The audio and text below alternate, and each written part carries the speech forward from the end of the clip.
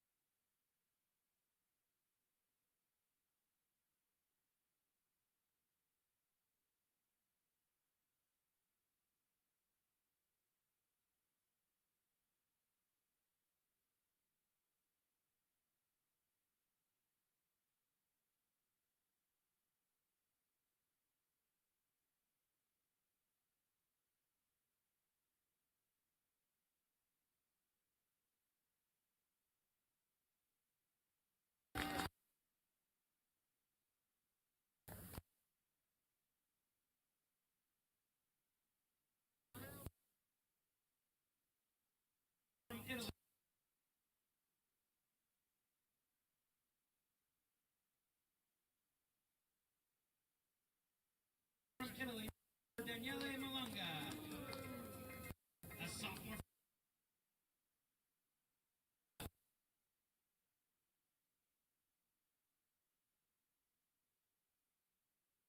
Freshman.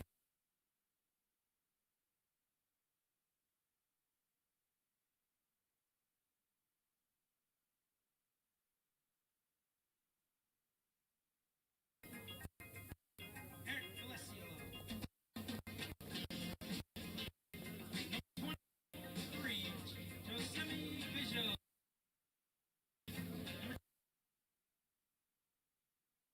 29, Eduardo Corneo. Assistant coach, Juan Rivera.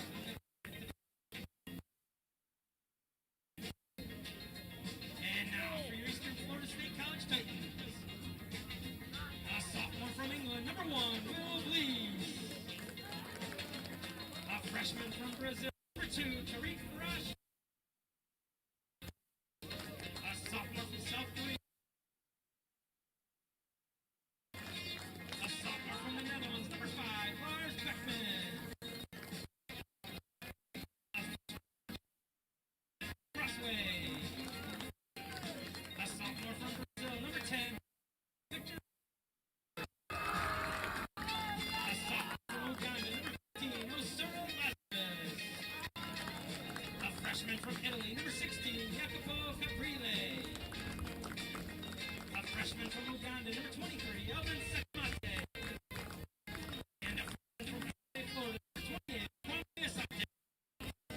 The head coach of the Titans is Stu Butler. Assistant coaches are Adrian Moreno and Kelvin Dixon. Let's play soccer.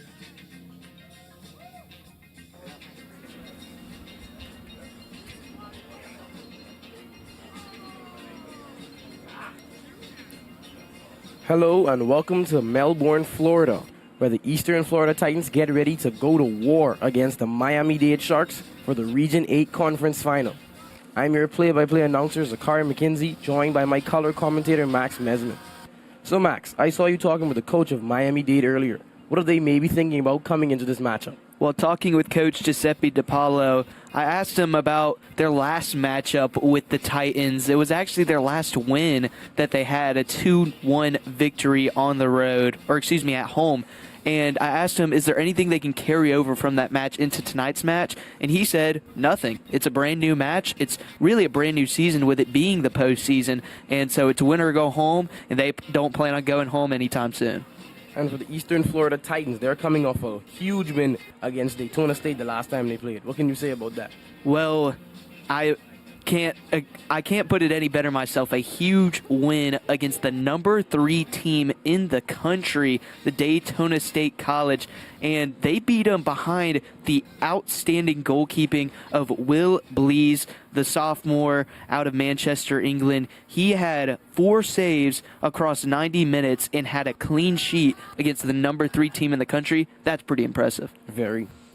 The starting lineups for the Titans will be number 1, Will Blease, number 2, Tariq Farash Ferreira, number 3, Yurok Cho, number 5, Lars Beckman, number 6, Louis Munn, number 7, Henry Crosswaith, number 10, Joao Victor Lorero, number 15, Osira Lazarus, number 16, Jacopo Caprile, number 23, Alvin Secamante, and number 28, Kwame Asante.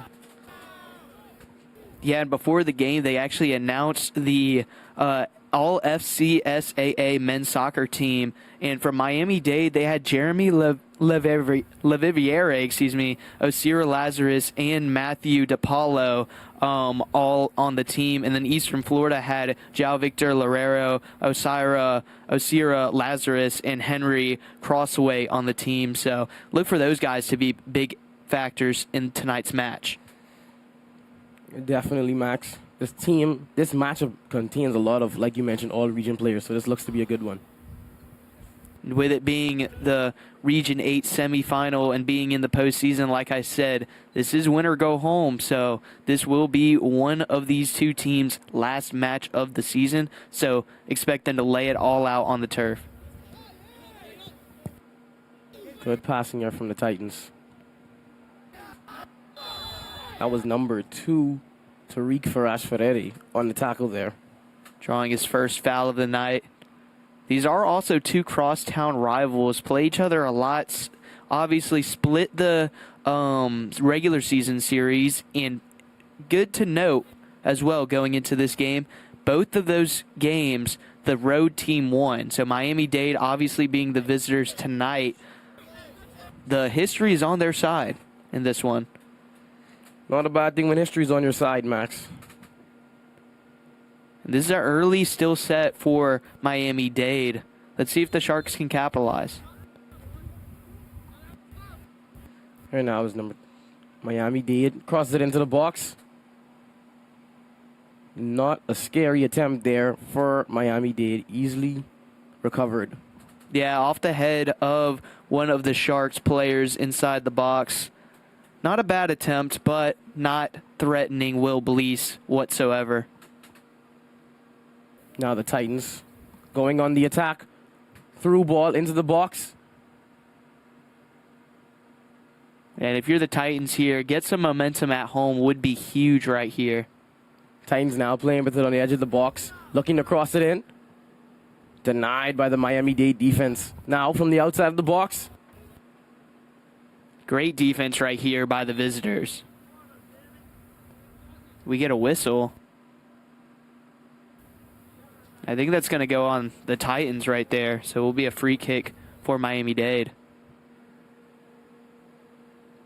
Good defense at the start of this game here for Miami Dade, not allowing the Titans to get into a dangerous area. Yeah, not once but twice there. Obviously on the cross, being able to tip it outside of the 18, and then looked like there was an open shot for the Titans forward, but unable to get it off because of that stellar defense. Miami Dade now searching for a pass. There's number 4. Daniela Malonga heads it. Now Dade on the attack. Denied by the Titans defense. Great clearance there. Midfield attack for the Titans now. They're trying to push the ball forward. Dade now on the counter attack. Controlling the midfield, and that's a foul there from number 6, Louis Munn. Yeah, shoulder check there from the Titans defender. We'll set up another free kick. A lot of fouls early on the home team. We'll see if those stack up as the game goes along. Miami Dade once again in the backfield searching for a pass. Deciding to go all the way back to their goalkeeper here. And their keeper's way out of the box, Max. What type of strategy do you think that this may be? Well, I think it's him honestly looking for a downfield pass, a big leg on the keeper tonight. That is Samuel Cavo. And so it really just sets you up to where you can obviously get it farther down the field if you're further near the midfield. Interesting, Max. Good strategy there from Miami-Dade. This is a match where these two teams, they don't allow a lot of goals, and so every opportunity you need to take. And as we see right there, that one sails out of bounds. This isn't going to be one of those matches where each of these teams is spamming through balls on each end of the field. No, they're going to try and meticulously get it down the pitch. So what you're saying, Max, is we may not have a shootout for this game? I would not think so, seeing as Eastern Florida State got a shutout in their last matchup. And the last two times these teams played, the winner had 2 goals and the loser had 1. I would not expect a lot of scoring. Here's number 10 now, Joao Victor Loero on the edge of the box looking for a cross. Is dancing with it on the outside. Tries to get it in, deflected by the Miami-Dade defender. Corner for the Titans. Yeah, it is good defense by the Miami-Dade defender, but still good job of the forward, Joao Victor Loero, being able to force the corner kick. And now an early attempt for the Titans. These set pieces always dangerous. Looks like they're planning a run-up from the outside of the box. Titans cross it into the box, controlled. Looked dangerous there for a second. Now Miami-Dade on the counterattack. They're pushing the ball up. Will Blease, the keeper, out of his box to control that situation. Yeah, good job of being proactive right there by Will Blease, not waiting for the ball to come to him, able to clear it out, and now he can get back into goal. Both keepers seem to not like their box very well, Max. Yeah, it's smart. I mean, there's going to be times where, you don't want to wait until the other team shoots it to save it. Miami-Dade now looked like they were about to trouble the keeper there for a second. There's number 4, Daniela Malonga, dribbling on the outside.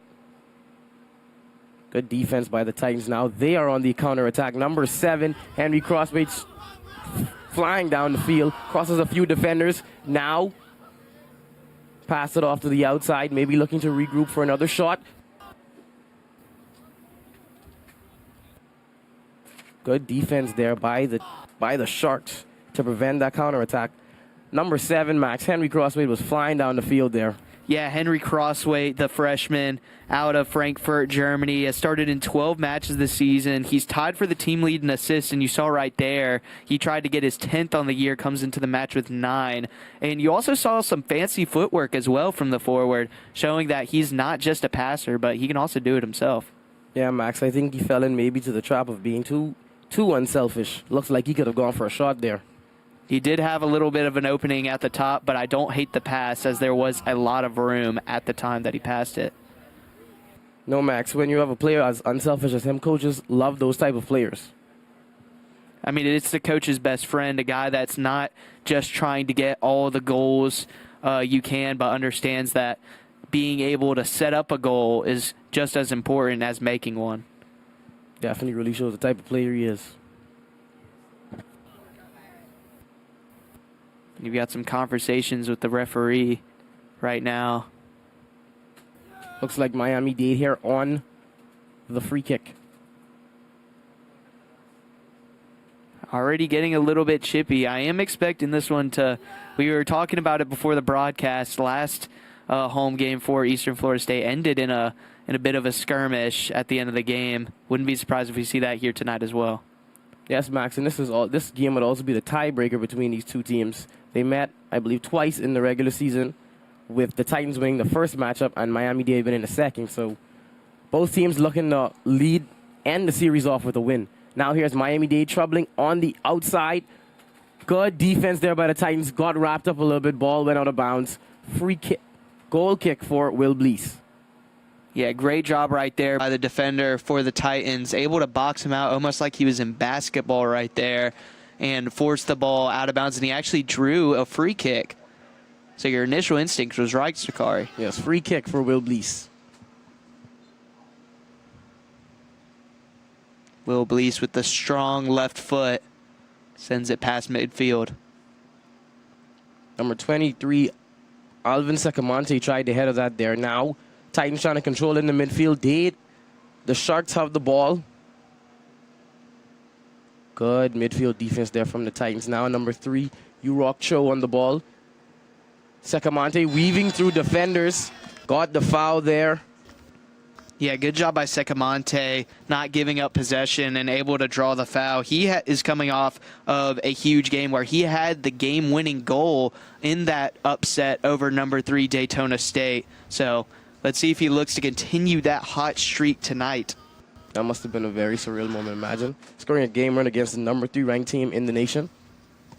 And he's had almost identical stat lines. The last 2 games have been Daytona State and Miami-Dade for the Titans. Lewis Munn crossed the ball there. Now Samuel Cavo has to make a save. Good jumping save. Didn't look like it troubled him too much. Now searching for a pass for the Dade counterattack. Easily tracked down by Will Blease and cleared. I'll tell you what a punt, though, by Cavo. I mean, immediately into an attack. But good job once again by Blease, not falling asleep on the back end and able to clear it out. Yes, Max, it's a good job, especially when you and your team are working together. Samuel Cavo, his team knew that he really wanted to punt that one, and they had to get forward to launch the counterattack. Just unfortunately too strong. Yeah, but just barely, because he did have a man in position that was onside. But once again, nothing, especially as of recent, is getting past the sophomore goalkeeper for the Titans.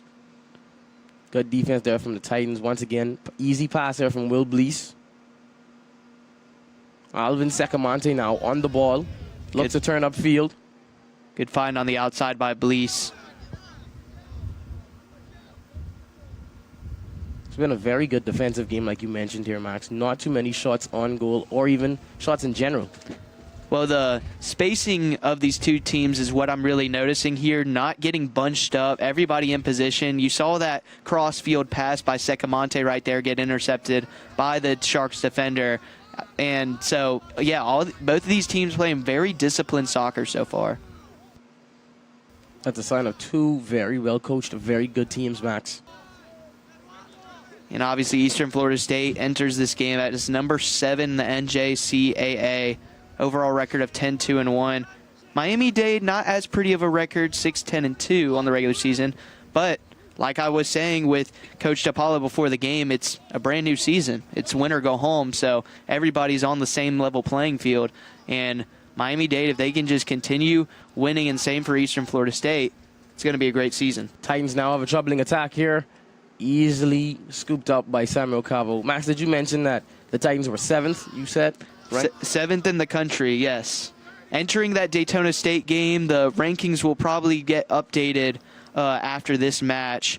But, yes, number 7 in the country, coming off of a win over number 3. So, in my book, they're a top 5 team in the country. But still, number 7 is nothing to scoff at. This is definitely a very competitive conference for you to have a record of 10-2-1 and only be 7th.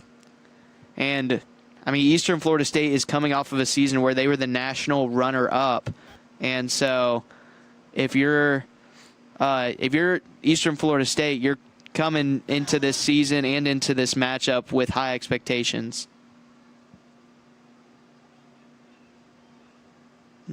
Number 4, Daniela Malonga here to pass the ball. Long throw in from him now on the edge. Looking for a cross inside.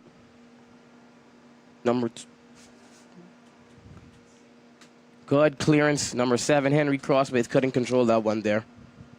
But good job of not allowing the forward for the Sharks to be able to break that double team on the outside. Good throw in there from Malonga. Malonga tripped up by Alvin Sacamante. Like you mentioned, very physical game here, Max. Yes, and this will probably be the most daring set piece of the night so far, just outside of the 18. And this is a possible position where they could shoot it from, but I would look for them to pass it in and try and possibly find somebody off the header to shoot it, to get it into the goal. Yes, looks like number 11, Mateo DePaula, will be trying to figure out what to do with this free kick. Yeah, coach's son, DePaulo. Let's see if he can add to what has been a stellar season for him so far, obviously being rewarded with the FCSAA team tonight. Good cross into the box. Blocked by the Titans defense. And we get a whistle there, and it looks like it's going to be another free kick, but it will be for Eastern Florida State this time. Great job of the Titans being able to once again not allow anything inside the 18. Yes, Max, like you mentioned, this game is mostly being played in the midfield here. Anytime the ball reaches any end, it doesn't really stay there too long. Good through ball upfield now, blocked by the Dade defense. Yeah, and this, like you said, a lot of this is being played at the midfield. We're seeing right here all of the players near that mid circle, and now the Sharks on the attack, but a great steal right there, able to tap it out of bounds right there. That was Tariq Ferrer able to get that one. Daniele Malonga doing a lot of throw-ins here for Miami Dade. We're just a little over 15 minutes into this one, and neither of these teams able to scratch the scoreboard so far. I think they've only attempted so far 2 shots, Max. Yeah, that's what I said earlier in terms of how many chances you are going to get against these two defenses. It's going to be few and far between, and so they have to take advantage of every offensive possession you get. And right here, it's the Sharks' turn to try and prevail. Yes, Max, you have to be very clinical anytime you're on goal. But they're doing a good job of using the near and far sidelines, getting down the field with throw-ins. And right here, basically a corner throw-in. Miami Dade now on the edge, looking dangerous. Stolen by the Titans defense. Looks like we got another whistle here. And it will be a free kick for the Titans. So once again, another offensive possession near the 18 for Eastern Florida State, or excuse me, Miami Dade, that results in no shot. And I need to check myself from earlier. They actually finished Eastern Florida State at the national semifinal, lost last season in the national semifinal, and that's how their season concluded for the Titans. But finished in the final 4 of the NJCAA. So high expectations coming into this season. Yeah, when you finish in the Final 4, I'm guessing next season your goal is definitely the championship for sure. And I mean, that's been the standard that's been set by head coach Adam Butler. He took over in 2022, and he's taken the Titans back to the NJCAA Division I national tournament twice in his first 3 seasons. Pretty good record. And so now it'll be a free kick. Free kick for the Titans. Good save there by Samuel Cavo. Cavo once again with the far clearance. Yeah, I'm pretty sure on that free kick it was a little miscommunication from the Titans. I don't think he was trying to shoot that from near the midfield line. I think he was expecting somebody to try and chase down that through ball, but just a little bit too much power on it. Miami Dade defense calming the game down, searching for a forward pass. Yes, obviously a lot more match left to play. And so Miami Dade taking this patient approach in no rush. Great passing attempts here now. Number 11 for Miami Dade. Goes back to Malonga. Now Miami Dade on the corner. Crosses it in. Headed up by the Miami Dade attacker. A few confusion going on in the box. Cleared by the Titans. And it will result in a goal kick here, but I'll tell you what, it looked like Daniel Malonga had a shot at that off the ricochet and decided not to take it. Maybe he didn't feel like he had enough space, but once again, another defensive stand by the Titans. It's just been defensive stand after defensive stand so far, Max. And we're going to get a free kick here. Even though neither team has a score on the board yet. The possession time has been dominated by Miami-Dade so far. It has been on their side of the field for most of this match. Yes, and if you're trying to win the game, possession time is a key stat that you need to be winning. Miami-Dade here on the free kick. Sets it back now, searching for a forward pass.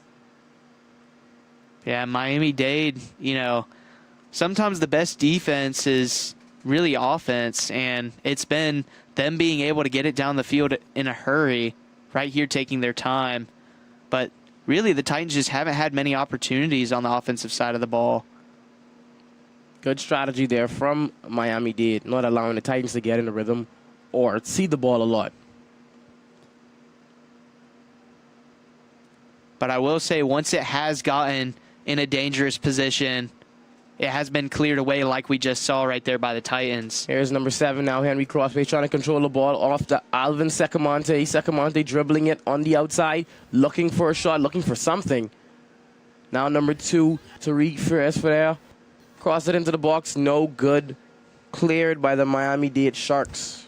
And this attack is not over yet for the Titans, but so far you look at the Titans actually have more shots than Miami-Dade, 2-1, and both have been on goal for the Titans. So far, whenever they've gotten opportunities, they have been accurate with it. And right here, let's see if they get another shot. Continue to challenge Samuel Cavo in goal. Throw in here for the Titans. This is a game also where you feel low scoring. First team to score gets a major boost. Good pass back there from Osiro Lazarus. Now Titans on the wing, trying to search for possession of the ball. And once again, some great defense here by the Sharks. Able to steal away and clear it out. And now the Sharks are on the move, so an attack right there for the Titans, ultimately left for naught in the far corner. Throw in again for the Sharks. A lot of throw-ins here, Max. Yes, I mean, this Sharks team loves to play on the outside, and it's resulted in them getting a lot of those throw-ins down the field.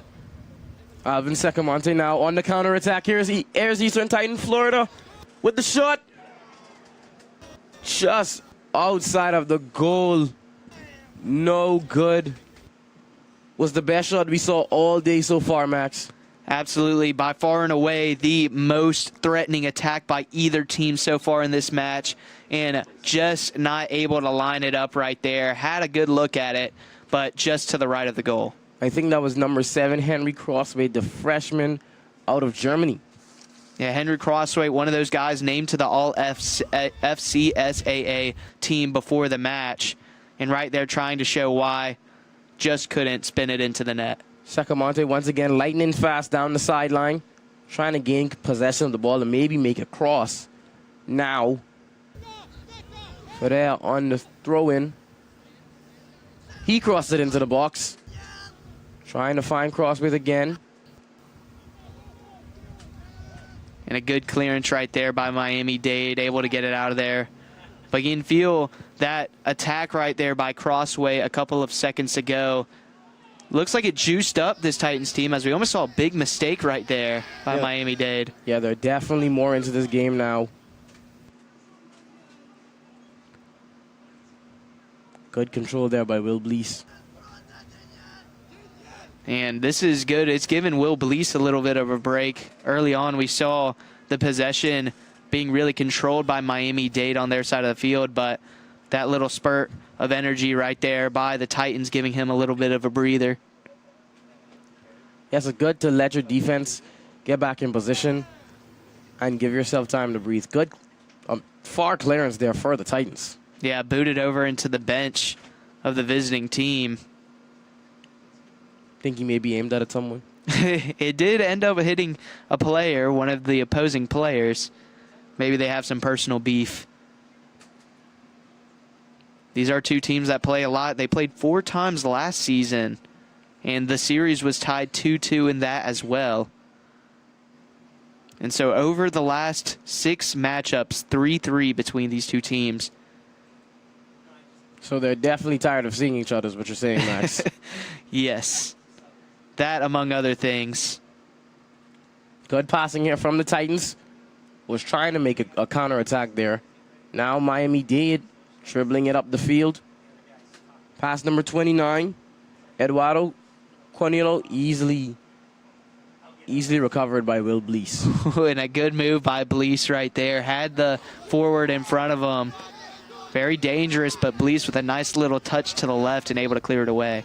Good header by Loreto.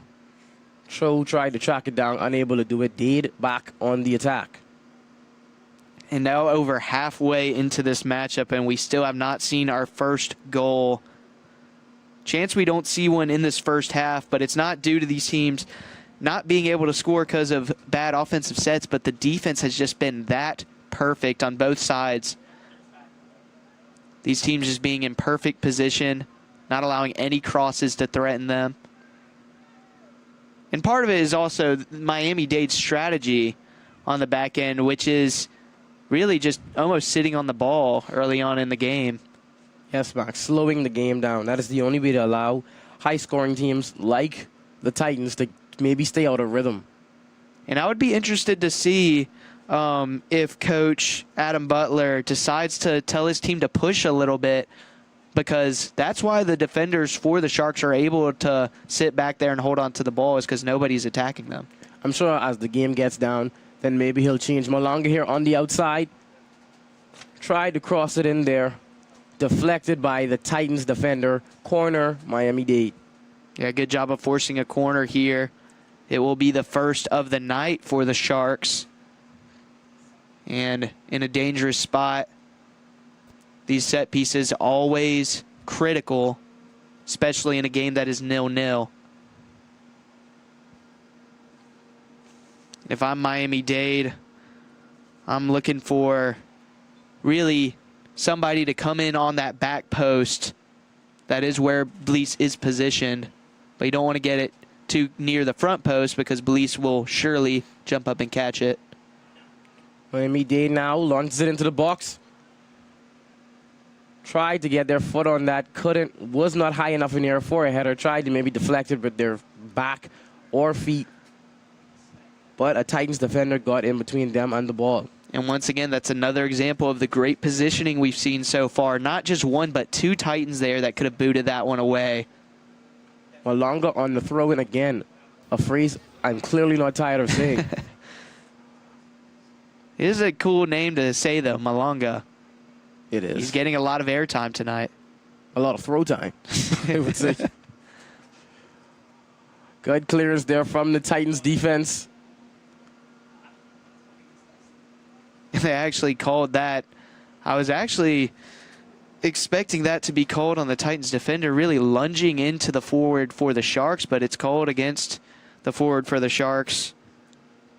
And that goes against Josemi Vigil, and it will be a free kick for the Titans.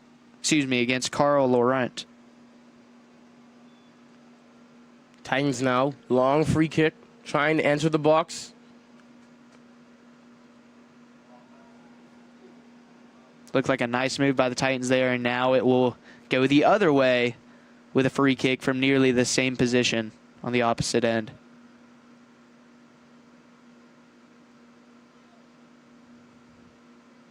That was a good spin move now, referee. Trying to check, see if the player is okay. Yes, that is a player down for the Titans. Good to see he's back on his feet. And seems like he will stay on the pitch there. Physical match so far. That's the first player we've seen hit the grass. But always good to see them get back up. Never want to see a player get hurt. 16 minutes into this half, Max, and I think we've seen just one substitution so far. It looks like number 30, Stephen Gilbert, is now on the field. And Stephen Gilbert, the team leader in goals this season, but doesn't start. A very interesting decision by Adam Butler, almost a spark plug off the bench. Every team needs them. One of those. Good attack there from Miami-Dade. Will Blease had to stretch out for that one. Here's U-Rock Cho now leading the counterattack. I mean, almost in a way, that was the most threatening attack for Miami-Dade in terms of shot on goal, obviously a cross, but good job by Blease right there, being able to dive for it. Will Blease has been on 2 U19 Republic of Ireland Euro squads, so not just playing in the United States, but also internationally. Stephen Gilbert was looking for the ball there, as we mentioned. Goal-scoring leader for the team. Knows how to put the ball in the back of the net. Yeah, no player on Miami-Dade has half of the goals that he has on the season. 10 for Stephen Gilbert, the sophomore out of Lithia, Florida. He's played in every match this season for the Titans, the only player to do so.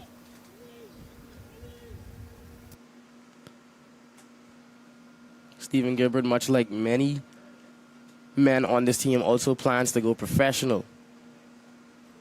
And the last time these two teams met, it was Stephen Gilbert that was able to get in the scoring column for the Titans. Here's Miami-Dade now making a good push.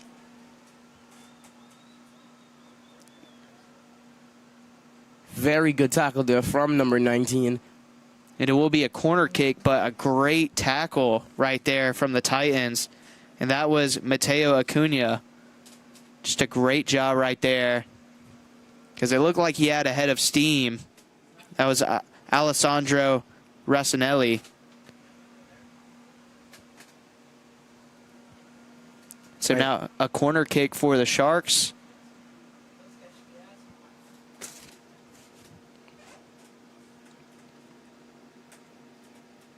Into the box. Jumping for it. Good defensive header clearance by Stephen Gilbert. Miami-Dade back on the attack. Stephen Gilbert, not just a threat on the offensive end, but defensively as well. Well, Max, when you're 6'3" in any sport, you're a threat everywhere. Yes, and that's always useful on corner kicks for both the offense and defense. Obviously, offensively, it gives you the advantage to get sky high and head it into the goal. But defensively, you're trying to get a header the other way outside the box. Nobody over 6'1" on Miami-Dade, but Stephen Gilbert, 6'3". You mentioned Stephen Gilbert scoring against Miami-Dade the last time they played. I think it was a header that he did end up scoring on them. And let's see if he could possibly be the difference in this one so far. Any goal would be a difference maker. Good move from the Dade attacker now, easily onto the goal. Will Blease fumbled it, and Miami-Dade has taken the 1-0 lead on the Titans. Number 28, Mario Barty, breaks the deadlock. Maybe to give Miami-Dade the win in this Regional 8 conference. Still very early, but a much-needed goal if you're Miami-Dade to get the scoring started. And it comes off the leg of Mario Barty, the freshman out of Miami, Florida. But you mentioned it, Will Blease sort of just misplayed it right there, got his hand on it, and it was tipped into the goal. You also saw Barty there jumping up in front of the student section for Eastern Florida State and them not liking that whatsoever. Like we mentioned, Max, a very historic rivalry between these two teams, especially in the most recent matches. There's the Titans now trying to get back into equalization. And now if you look at the stats for these two teams so far in this match, really dead even in almost every category. Each team with 3 shots, each team with 2 on goal, but Miami-Dade able to take advantage of one of those shots on goal just now. And with 12.5 minutes left till the end of the first half, so we see that one goes out of bounds, and it will be a goal kick. If you're Eastern Florida State, you would love to try and answer before the first half, but on the other end of the field, you cannot allow this deficit to get to 2-0. No, Max, if you're trying to keep the game close and trying to make it at least competitive in the second half, you have to at least try to equalize or keep it 1-0 for the first half.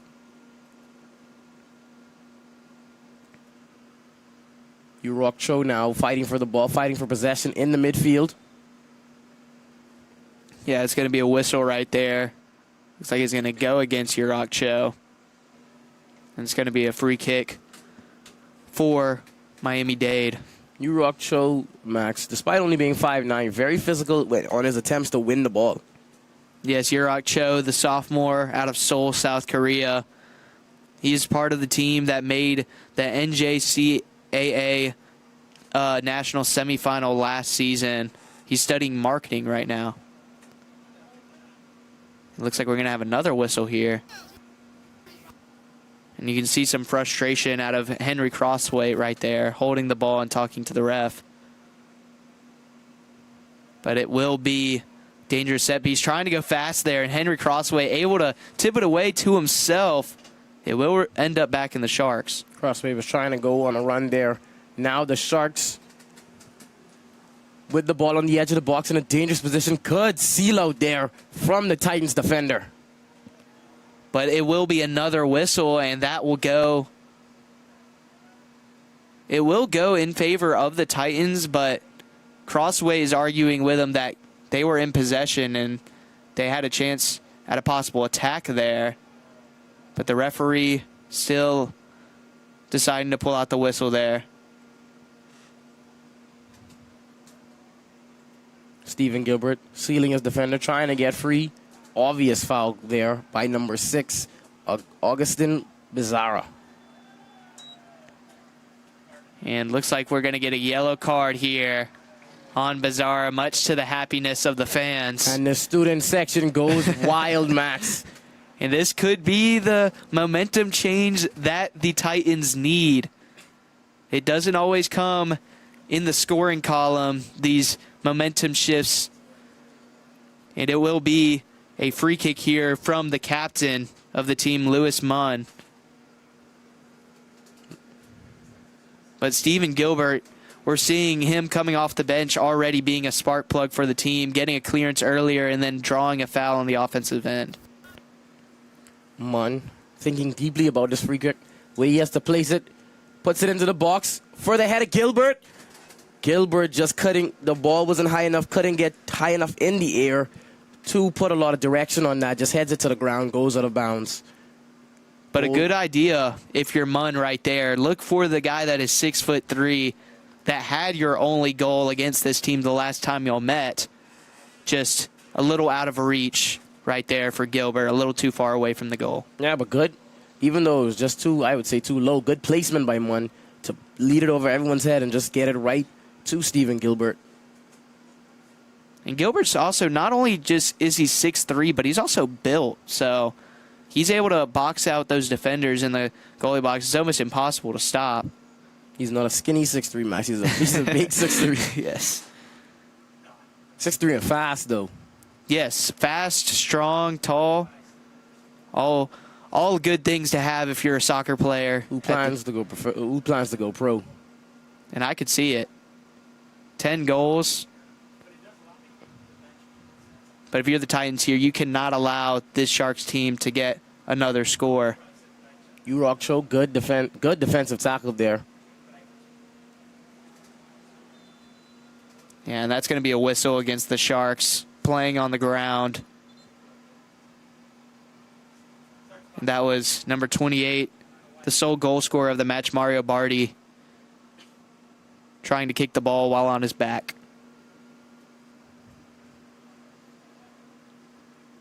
Victor Liero creating chances there for the team, leading the charge now with the ball, enters the box, tries to shoot it from the side, weird angle there.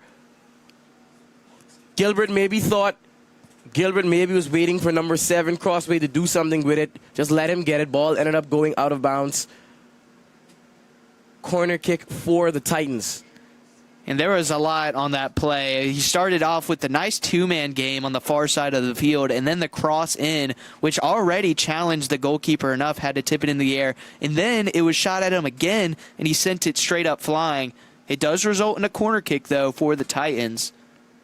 And I would, as I've said many times, look for Stephen Gilbert, big number 30. Corner sent into the box. Gilbert being held just too high on the header for the Titans. And that wasn't Gilbert that time, but it was a good attempt at a header. Now we've seen a couple of threats right here by the Titans trying to answer back with 7:30 to go in this first half. Talk about Samuel Cavo, Max. Good saves on both ends of the field, keeping his team in a comfortable lead so far. Yeah, Samuel Cavo, the 6'1" sophomore out of Milano, Italy, has been very solid tonight for Miami-Dade.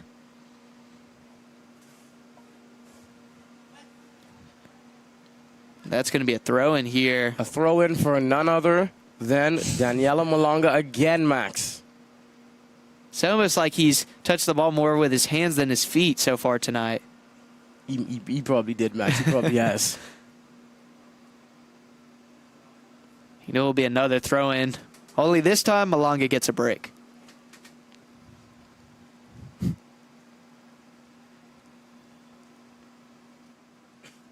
I'll tell you what, Malonga, he's honestly a guy that if they get in a corner kick situation, Miami-Dade, 6'1", he's a guy that they could look for in a set piece later in this match. Or who knows, they might have him be the one throwing it in. He'll definitely be throwing it in. If it's a decision on a throw-in, he'll probably most likely be the one throwing it in, Max.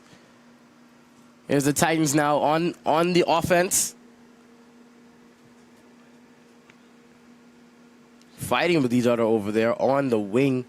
Those two were battling for the ball, unable to secure possession. Were the Titans. Now Samuel Cavo on the goal kick. Some very physical play in the far corner. But once again, the Miami-Dade Sharks not biting on the defensive side of the ball yet, still holding the Titans scoreless.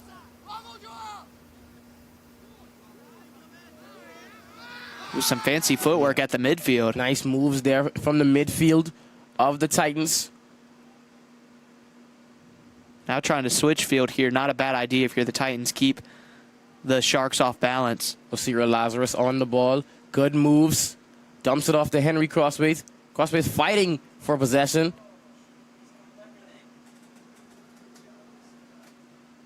Lazarus still in it, keeping possession now on the outside for the Titans. And these Titans, every time they get on the outside, they dribble it back in the middle. Lewis Munn tried to cross it in the box for a chance there. Secamonte chasing the ball down very fast on the sideline now, fighting for possession. And a hard tackle there. The student section once again going crazy for the calls. I think it is against the Titans. They called that on Secamonte. A very interesting call by the referee right there. I wouldn't have been surprised with a no call because it looked like they were both jostling for position. But the fact that that was called on the home player does not impress these fans. Student section looked like they're really about to let the referee have it, Max. It looked like one of the fans was about to jump onto the field. I thought he was. But if you're the Titans here, you just got to try and keep your head together. Good job by Secamonte not crashing out after that. Good job by these fans for not crashing out. Still got an entire half to play if you're the home Titans. Yeah, they'll probably wait for the 75th minute to crash out. Win, lose, or draw, we will possibly see a fight. So do not go away till the end of this match. Will Blease now.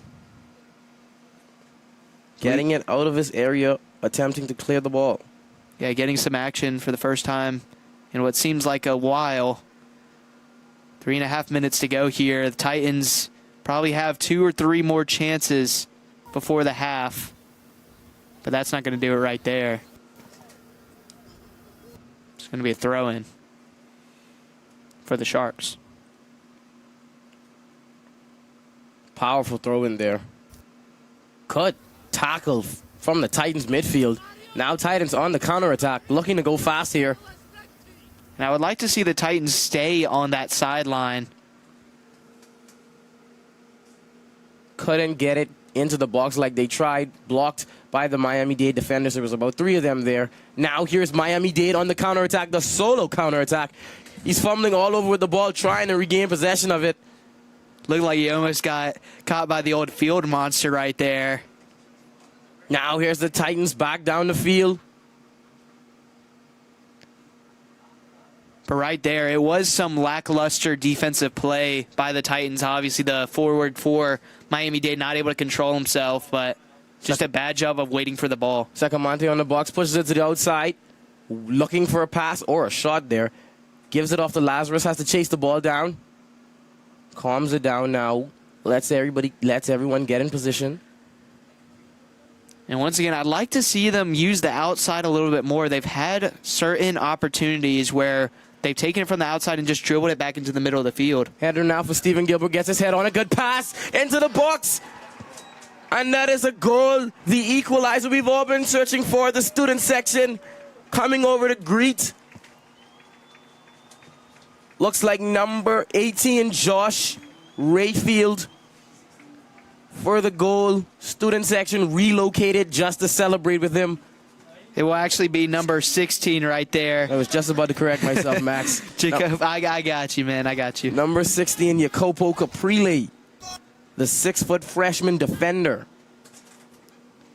Jacopo Caprile, studying business currently, and it was all business right there. You beat me to it, Max. I was going to say you shot that ball like you meant business. You beat me to it, Max. And what a clutch play late in the first half. Now a minute 45 to go, and it is a brand new ball game. Sacamante looks like he's been revitalized by that attack. Pressing the ball now. Him, Gilbert, and Urok Cho. Trailing, chasing the keeper. Urok Cho tried to make a mistake there. And this is what I was talking about earlier with, it seems like there's a little more juice now with the Titans. It seems like they're pressing the ball much more than they were earlier in the match. Starting to turn it on just for these last few minutes. Miami-Dade defense in a scramble, trying to regain a calm possession of the ball. Now they're launching their counterattack of their own, going up the field. Into the box, sent in the box. Will Blease hurriedly went out of his box to reclaim that ball. Sets everyone in motion, calms it down. And now under a minute to go here. If you're the Titans, how aggressive are you to try and possibly get a lead going into this halftime? Feel like after that goal, you don't want to force a mistake here late in the first half and keep that momentum going into the second half. After that goal, I will put Jacopo Caprile up front. Favorite athlete there is Virgil van Dijk, Max. He definitely was very similar to him in the way they're both clinical inside the box. Good finish off by him. Stephen Gilbert there on the ball, passes it. Victor Loviero fighting for the ball. Call goes once again against the Titans. Miami-Dade ball as the clock dwindles 2-1. And that is the end of the first half. An equalizer there. Good half of football there, Max. What do you think about that one? Wow, well, we need to catch our breath after that first half. I mean, what a match so far. I mean, you would expect nothing less from the Region 8 semifinal. These two teams not wanting their seasons to end. And started off with Miami-Dade scoring a goal off the foot of Mario Bardi, but then we saw right there with 3 minutes to go left in the first half, and it came from Jacopo Caprile, and we've got a ball game. What do you maybe expect for both teams to do in the second half to really win them this game and propel them onto the Region 8 championship, Max? Well, if I'm Miami-Dade, you look at the box score right now, and you are getting outshot 7-3, outshots on goal by double 4-2. But I will say that their goalkeeper, Samuel Cavo, has had a stellar match so far, besides that letting that last goal in right before the half. But if I'm Miami-Dade, I'm continuing to be patient on the back end with the ball. Almost think of it as 0-0 right now. I mean, that's the way they were playing early on in the game, being very meticulous with their attacks. And if I'm Eastern Florida State, you saw it started working late in that first half, and it was when they were being more aggressive and attacking Miami-Dade when they were being a little bit lackadaisical on the back end. I don't know if the camera just caught that, but if they could do that in the second half, we just saw a bicycle kick perfectly placed into the top right corner of the goal. They can do something like that in the second half. I don't see how Eastern Florida State doesn't walk out with a victory. Interesting analysis, Max. Well, we'll be taking a break going into the second half. If you're a soccer purist, you're really going to love this game. We have had throw-ins, we've had fouls, we've had the student section going wild, and we've had crazy goals, and we still have another half of soccer to go, Max. So if you're still tuning in, continue to tune in, and we'll be back.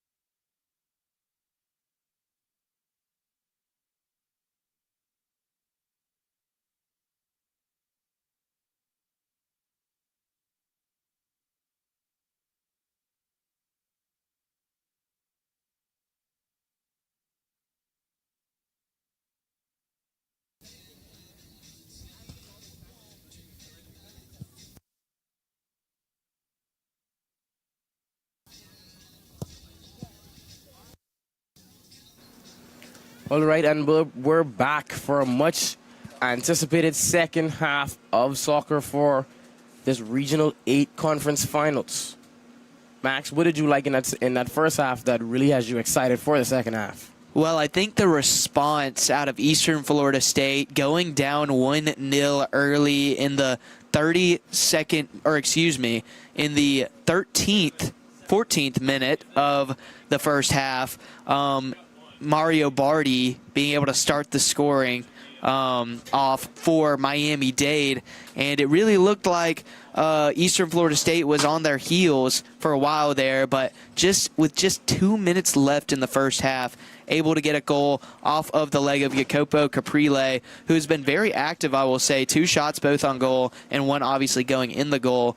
But yeah, so I've been impressed really by the pace that these two teams have been playing with so far in the first half, and I'm expecting them to bring it to a whole nother level in the second half. I was going to say, Max, if you're impressed by the pace in the first half, you're probably going to love the second half, because they're most likely going to at least turn it up a little bit, or if not a lot.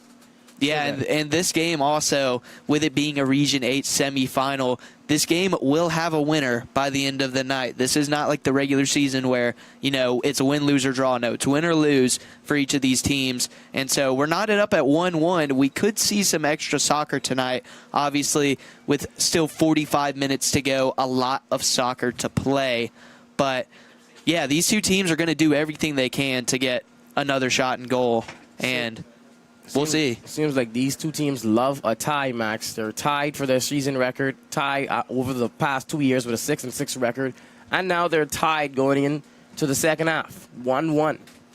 Yes, these are two teams very familiar with each other. These players probably know each other, probably personal friends with some on the opposing side. But these are two teams that, when it comes to being on the field, do not like each other. We've already seen Mario Bardi, after he scored his goal, doing a celebration directly in front of the student section, and them not enjoying that whatsoever. And so we'll see in the second half. Obviously, some adjustments will be made on each side for sure.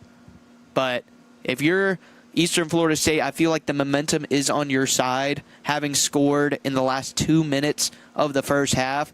And I really think what changed for them, and I think they should continue doing it in the second half, is they started pressing Miami Dade on their back defensive line, because Miami Dade was holding the ball for a lot of that first half, really just passing it back and forth between their keeper and their 2 defenders. And so if you're Eastern Florida State, I feel like sending either 1 or 2 guys to send pressure on, even as far as the goalkeeper at times. We saw Yurok Choi had one possession where he almost got to the goalkeeper before he could send it away. And so I really think the aggressiveness of Eastern Florida State will possibly pay dividends in the second half. Yes, they definitely turned the aggressiveness up ever since they got that first goal, and it looked to be going well for them. We don't know what's going to happen in the second half, Max, but it looks to be a good one. Only thing we can maybe guarantee is a Malonga throw-in. Yes, you have said that name more times than I can count so far. But my point still stands. I think Malonga, if they get a corner kick with the position and the height that he's at 6'1", I think he could have an impact. I think one interesting thing to look at as well, not a surprise, but still interesting, Stephen Gilbert, who did not start the game, is out there to start the second half. And I think in a game like this, you need to have your top goal scorer in there as much as possible. Yes, Max, your top goal scorer, like you mentioned before, your spark plug, definitely need him starting off the second half. And it looks like to kick it away will be Henry Crossway. Good start here by the Titans. Early on, attacking, trying to enter the box. Stephen Gilbert looking to get his head on it.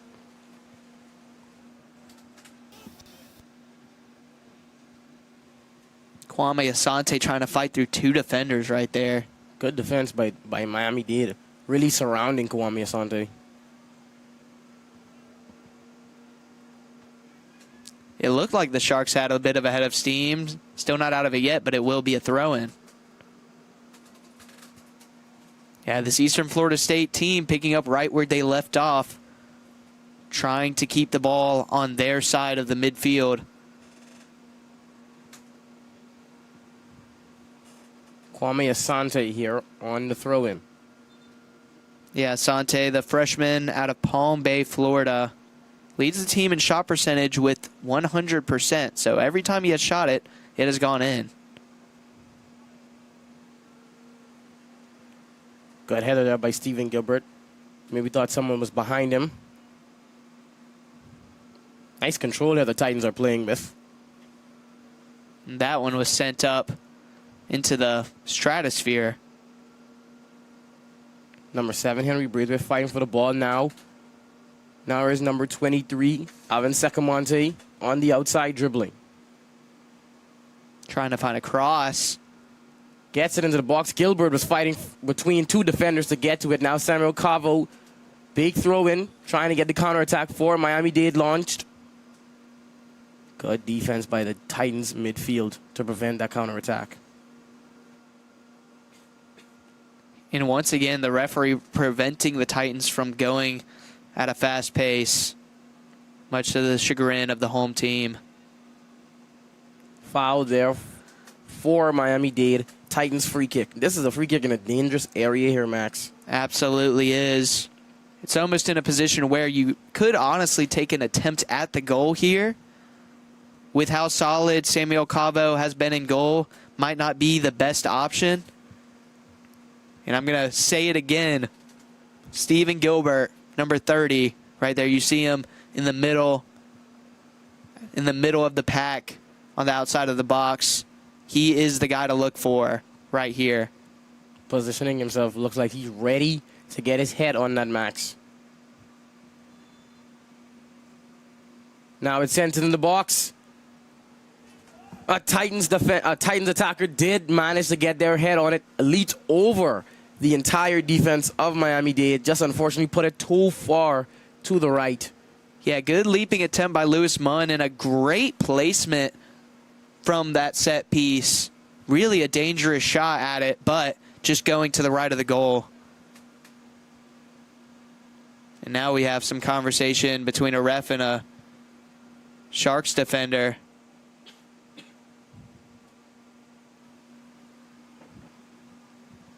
Clearly not happy about something that happened there. I think he maybe thought that he was fouled by Lewis Munn, maybe when Munn was trying to get in the air for the header. That is something that we see a lot. Players attempting to gain leverage on a header by throwing their arms onto the defender's shoulders. But it looked like it was clean from Munn there. But nonetheless, it will be a goal kick here for the Sharks. And as we get further into this second half, we already talked about in the first half, these two really good defensive teams. And so opportunities will be at a minimum. And that was one we just saw right there by the Titans. And it was obviously sent away by the Sharks. Titans tried multiple times to get the ball above midfield there and was denied by the Sharks.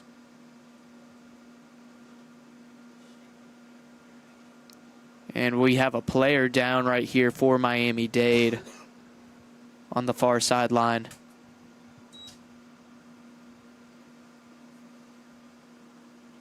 The referee calling for a trainer there.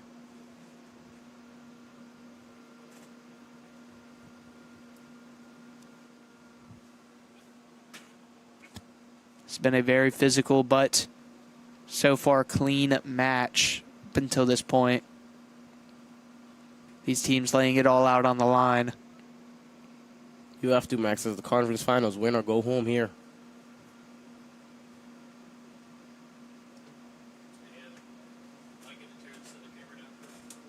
Oh, yeah, you can. Sure. Thank you.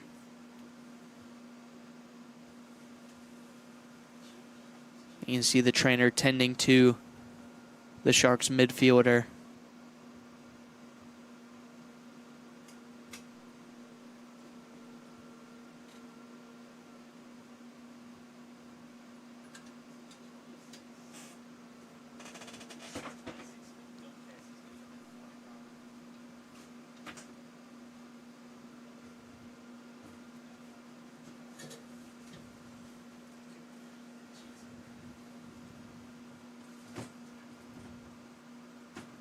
And it looks like he is up on his feet, obviously in some discomfort. Yes, Max looks like he's in extreme pain. It is a good sign that he's able to walk on his own volition, put pressure on it.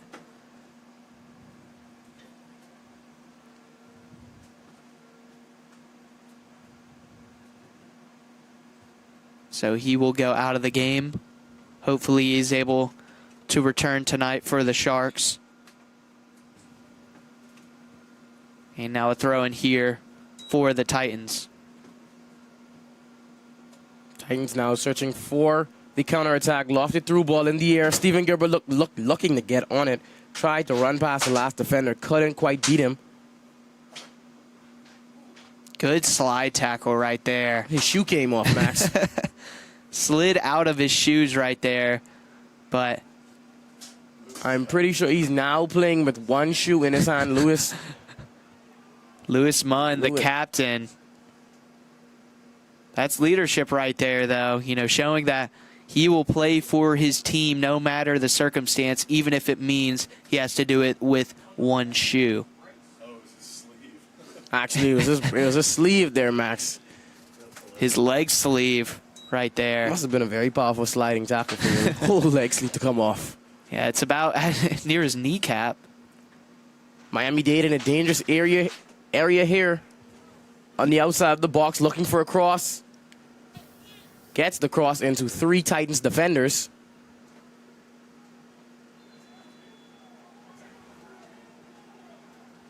The Titans and the student section cannot believe the call as it goes against Steven Gilbert. Right there, jostling position. That's another one of those where it's been mutual hand fighting, it seems like, and it has gone against the Titans. And the home crowd, to say the least, does not like that call. And you can actually see Lewis Munn punch his fist at the ref, not punch the ref. That would certainly get him out of the match, but this Titans team, you got to keep your composure here. Good crosshair by Miami Dade. Headed out by a Titans defender, I believe.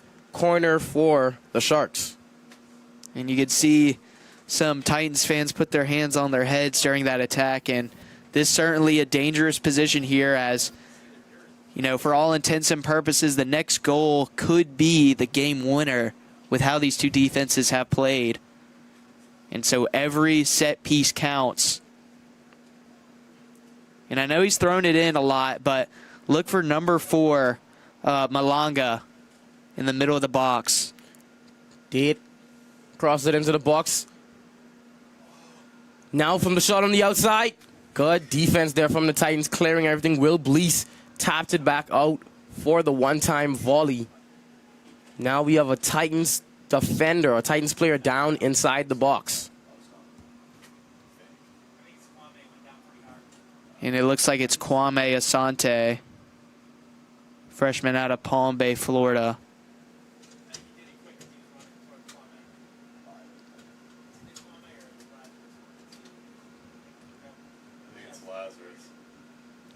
Excuse me, it is Osira Lazarus, sophomore out of Mbale, Uganda.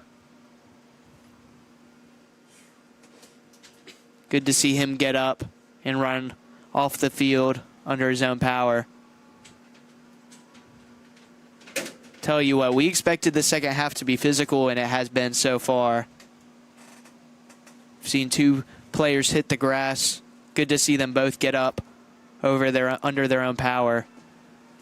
Yes, Max, 2 players hit the grass, a lot of fouls. The second half has definitely started off very physical.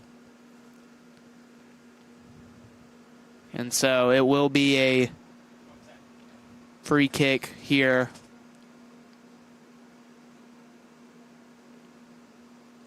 Just a drop ball for the Titans. Will Blease punts it away.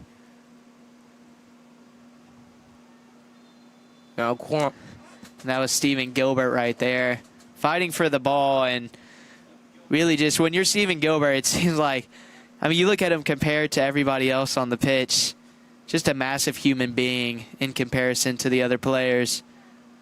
Didn't look like he meant any foul intent right there, but just a physical player. Yeah, he just ran a guy over. I'm not sure he even saw him.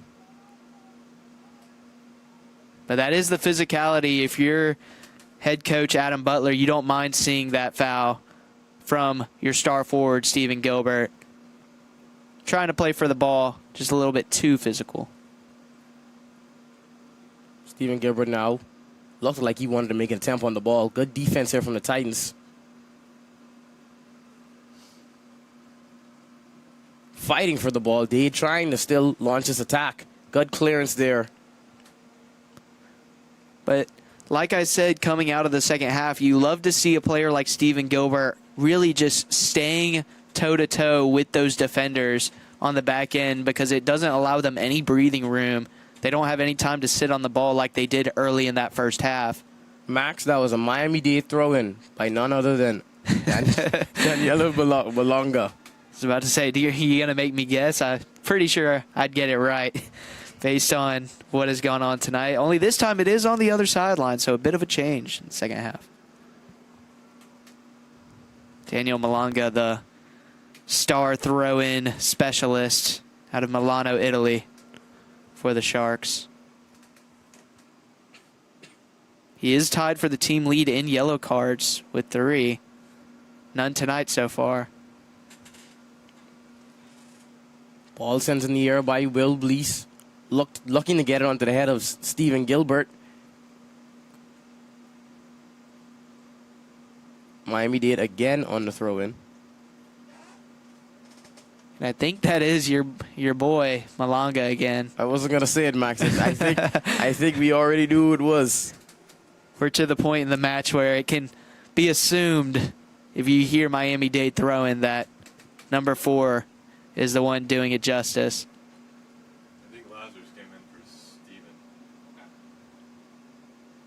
And it looks like we do have a change on the front end for the Titans as Cyril Lazarus has come in for Stephen Gilbert, giving the big man some rest. Cyril Lazarus, one of the 2 players earlier that went down in the second half. Good to see him back in the match. Titans now on the defense. Trying to keep the ball out there. Box. Will Blease had to really hurry there for the ball. Now Titans launching the counterattack. Tried to get in behind the last defender. Unable to do it. Ball sent back to Samuel Cavo. Cavo with the clearance. Yeah, I really love the hustle from Yurok Choi in that lead forward position. A lot of pulling going along there in the front half for the Titans. Foul there by Miami Dade. And it will be a yellow card. And that will be called against Daniel Malonga. I just said it. He leads or is tied for their team lead in yellow cards on the season with 3. Make that 4. Still pleading with the ref his case. Didn't look like an ill-intent slide tackle, but definitely not clean. And now it sets up the Titans with a dangerous set piece nearly 10 minutes into the second half. Almost identical to the set piece they had earlier in the second half. Just maybe a little closer. And if you're the Titans here, no Stephen Gilbert in the game right now.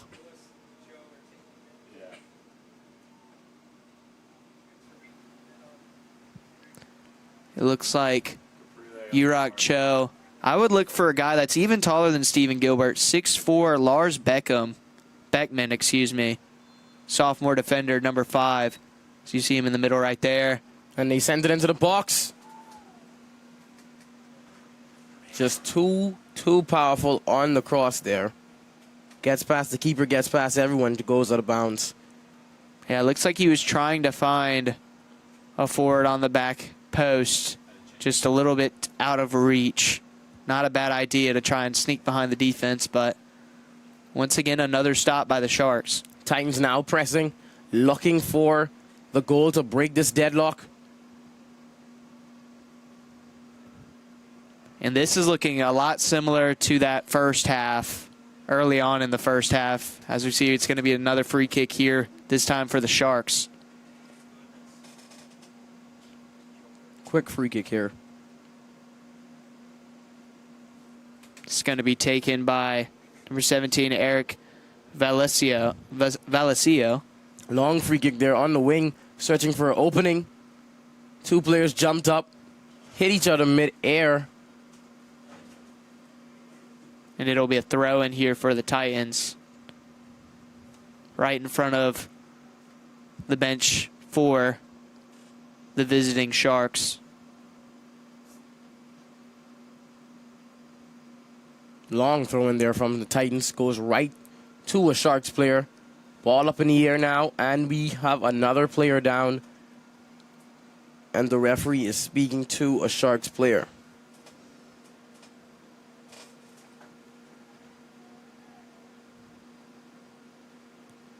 Good to see the Titans midfielder being able to get up.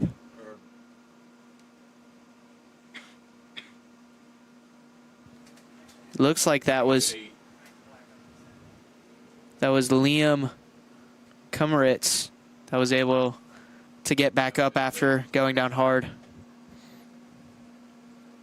A lot of stoppages here in the second half, Max. I mean, this is the result of these two teams giving it their all in the second half, putting their bodies on the line. Obviously, do not want this match to be your last of the season. Two teams of expectations of winning a national championship. Throw in now for the Sharks.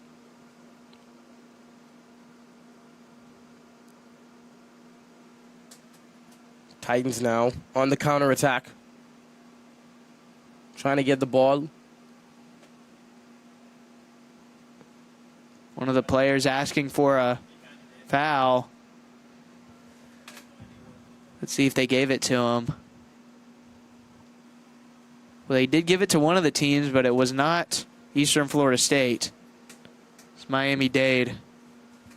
Samuel Cavo out of his box now to take this free kick, launch it down the field, maybe start a counterattack for his team.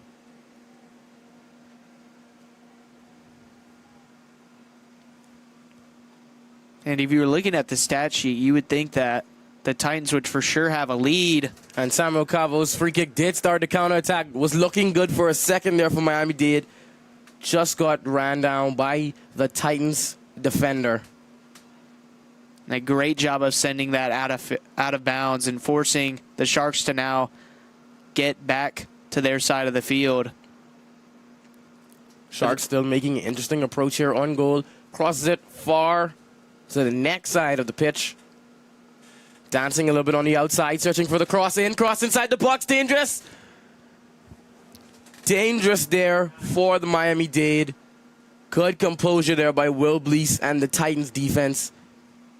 And it looked like one of the Sharks players tried to get a bicycle kick there. Nothing doing on that, but then in a really dangerous position and trying to head it in.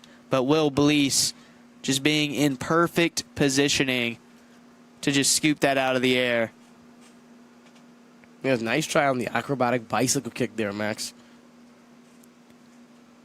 Now these teams deadlocked in shots on goal with 4 apiece. Deadlocked in scoring.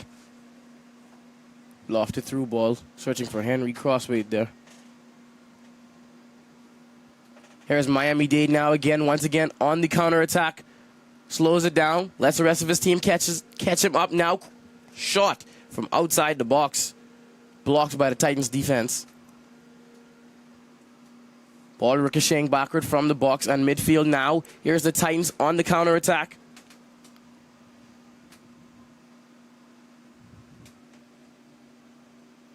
Sacamante there controlling it now. Trying to switch the field there. Good job of intercepting that by number 3 for the Sharks, Jeremy Levivier. Excellent defense from both teams, allowing nothing for the opponent on the offensive side of the ball. Victor Lero now dribbling around the midfield, trying to look for an opening.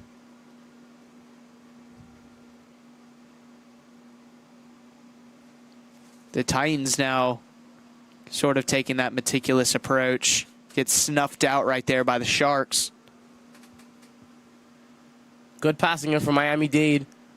A chance is finally opening up. He cleared. Past all the defenders. Will Blease, good diving save. What a diving save right there by Will Blease. Miami Dade dribbled past all the defenders there. I wouldn't say a clear shot on goal, but a good shot on goal. Will Blease, too athletic, good save. And now his clearance starts the counterattack for the Titans.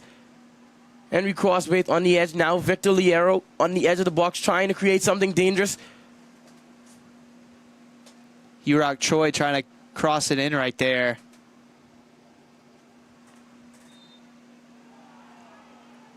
Student section, crowd not happy with that call. Titans players not happy with that call. Lewis Munn, the captain, not happy with that call. Referee is standing firm in his decision, though. I mean, I'm not entirely sure what the call was on. The last couple, you can make a case. That one, no one hit the ground. It seemed like it was clean, but referee deciding otherwise. I'm not sure either, Max, but it looks like nobody likes it.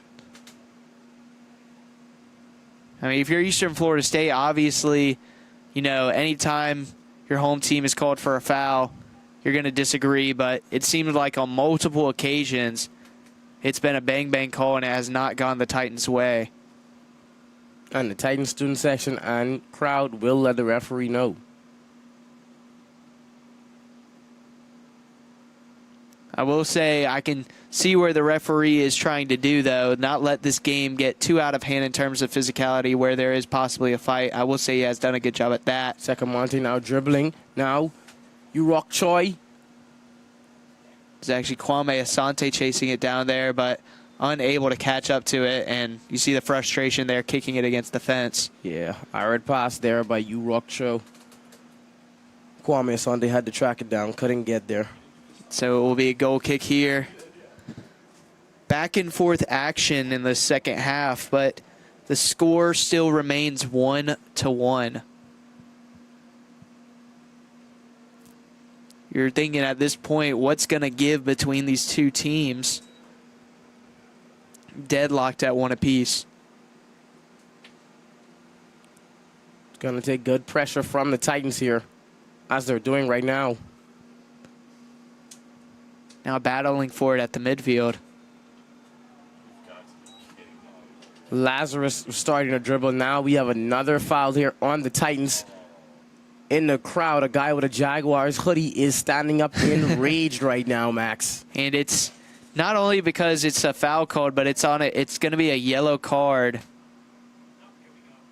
And looks like we got some conversations at midfield, and we talked about these teams, historic rivals, as a player still down for Miami Dade.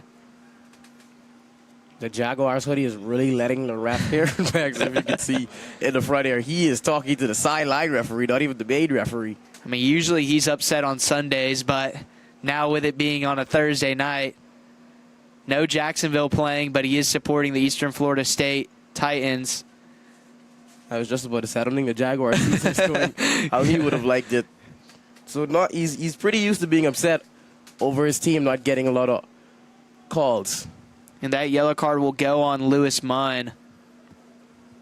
Has had multiple confrontations with the ref, and the referee saying he had enough. I don't think, although the player did go down to the ground and it's good to see him back on his feet, I don't think it was that specific play that earned Lewis Munn the yellow card. I think it was the multiple occasions where he has been going back and forth with the referee, him saying, I've had enough. And now the tension only continues to increase here. 1-1 with 28 minutes to go in regulation. Titans now on another counterattack, stopped in its tracks. Good slide tackle there from Miami Dade. Now a throw-in for Miami Dade. And I will say the tough game that the referee is playing, though, when you don't have a lot of calls go the way of the home team, you start to, everything starts to get a little more angsty in the atmosphere of this home stadium, and that will only continue as long as this game continues to be tied.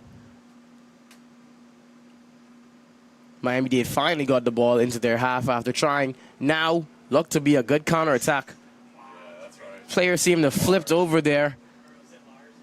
What a stop right there by Lars Beckman. Now the Titans on the counterattack. Rock Cho makes a move, shoots. Just too heavy on the touch. Keeper didn't even go the wrong way, just fell. If it was any bit underneath the bar, would have been a goal. Good shot by Rock Cho. Well, it was also tipped off of a Miami-Dade defender, so it will be a corner kick here for the Titans. That great offensive attack was only caused by the amazing defense played on the other end of the field, Max. And you can see the student section migrating down towards the corner. This could be the moment where they break the seal. Crossed into the box. Good header by the Dade defense. Henry Crossway tried to send it back into the box. Samuel Cavo sprints out of his box. Gets it. Clearance. This ball staying in the air right now. Very athletic from the Titans midfield. Almost jumping over the Miami-Dade attacker to clear that ball. But another set piece for the Titans in the second half. Now with 4 corners on the night. The Sharks with 3. Unable to capitalize. As they will continue to move down that far sideline. Using throw-ins. From none other than than Malanga. Malanga. Heard his name quite a few times tonight. If I'm Daniel's family, he's famous now off of the throw-in. It's a nice skill to have, though, Max. A nice niche skill to possess in soccer. Very physical there. Titans finally get a call that goes their way. And in a dangerous spot of the field, we saw a set piece similar to this early on. And it was an errant pass trying to score off the back post. Let's see if they go with that same game plan here. Once again, if I'm the Titans, I'm looking for big number 5, Lars Beckman, 6'4". Scored the winner in the national quarterfinal last year for the Titans. Now ball into the box, like you said, almost made it to the head of Lars Beckman. But it will end up being a goal kick. And another opportunity that is snuffed out by the Miami-Dade Sharks. And now 1-1, almost halfway through the second half. Titans now pressuring Miami-Dade, hoping for a mistake. And a mistake they got. Just an errant pass out of bounds down the sideline. Very rare mistake from the all FCSAA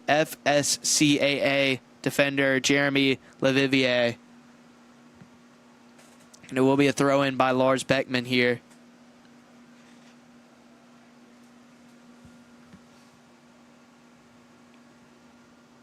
Short throw in to Kwame Asante. Yeah, if you're the Titans here, wouldn't hurt to plan out this next attack. Good pass by Victor Liero. Now crossed into the box. Rock Choi was looking for it. Hit off the chest of Henry Crossway. Victor Liero now on the wing. Passed it back. Good cross into the box. Henry Crossway tried to get his foot on it. Just a mistouch out of bounds. Goal kick for Miami-Dade. But the Titans are continuing to keep the ball on this side of the field, continuing to have attacking possessions.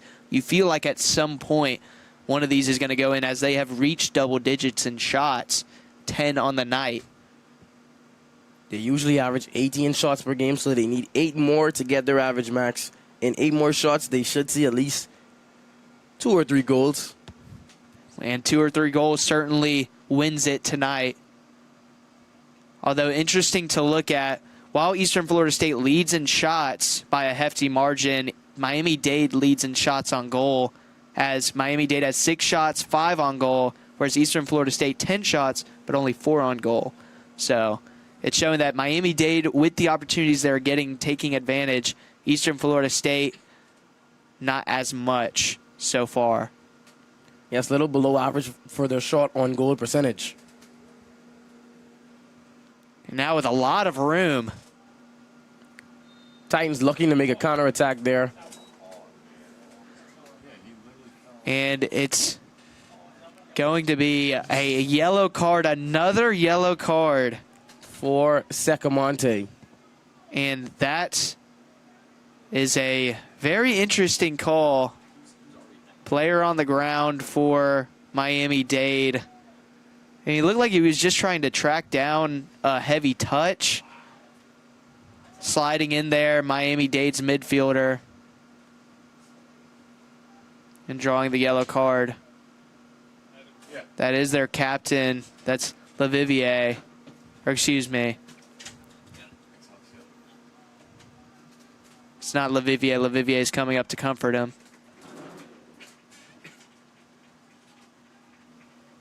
And so now that will be another yellow card on Eastern Florida State.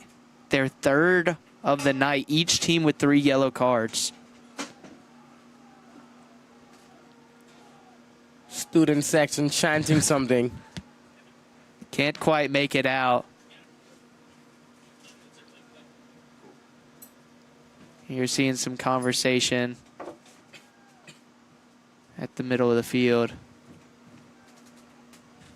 I saw some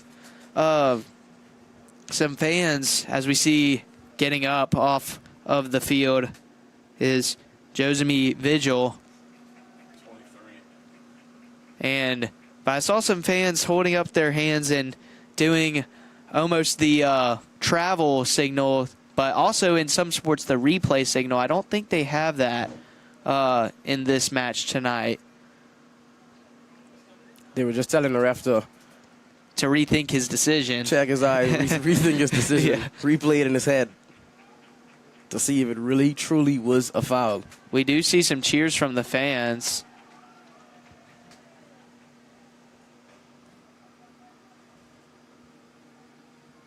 Good turnout tonight for the Eastern Florida State fandom. Big game for their team. Hoping it's not the last time they see them this season.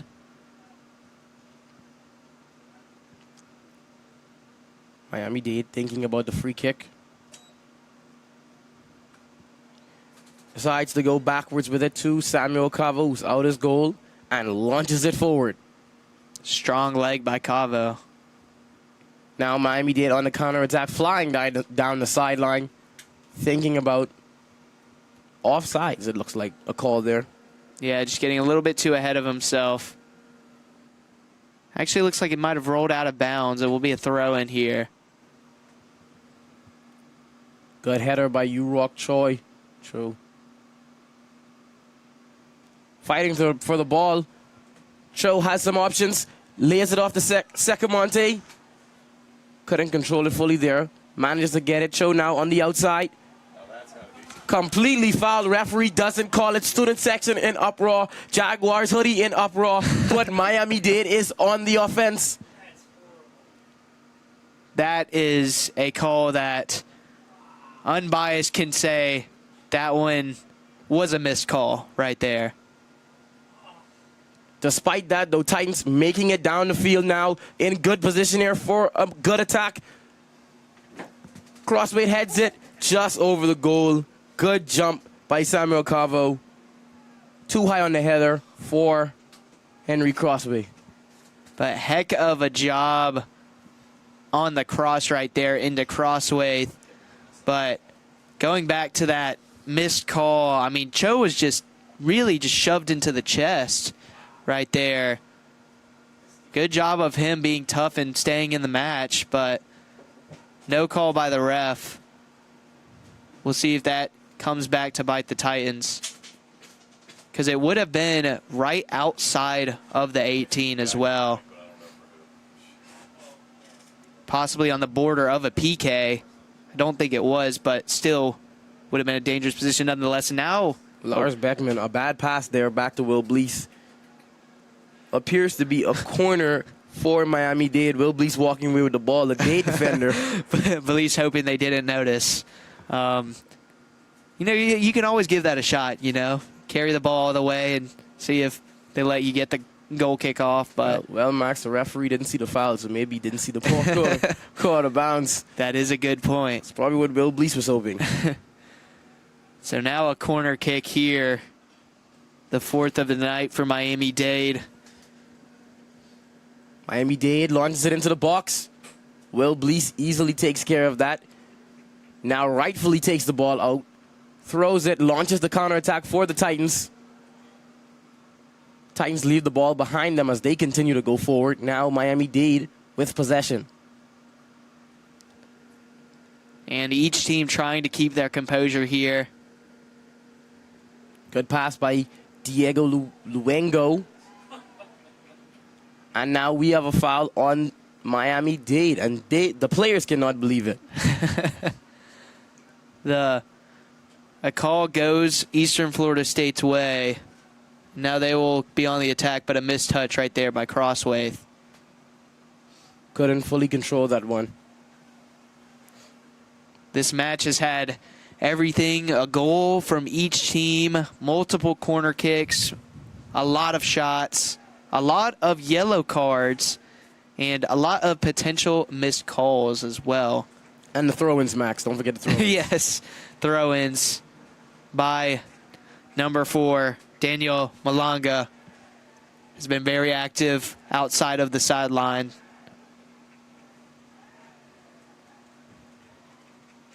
You can hear the student section continuing to give the ref an earful as they are near the same spot of the field where Yurok Cho was hit in the chest.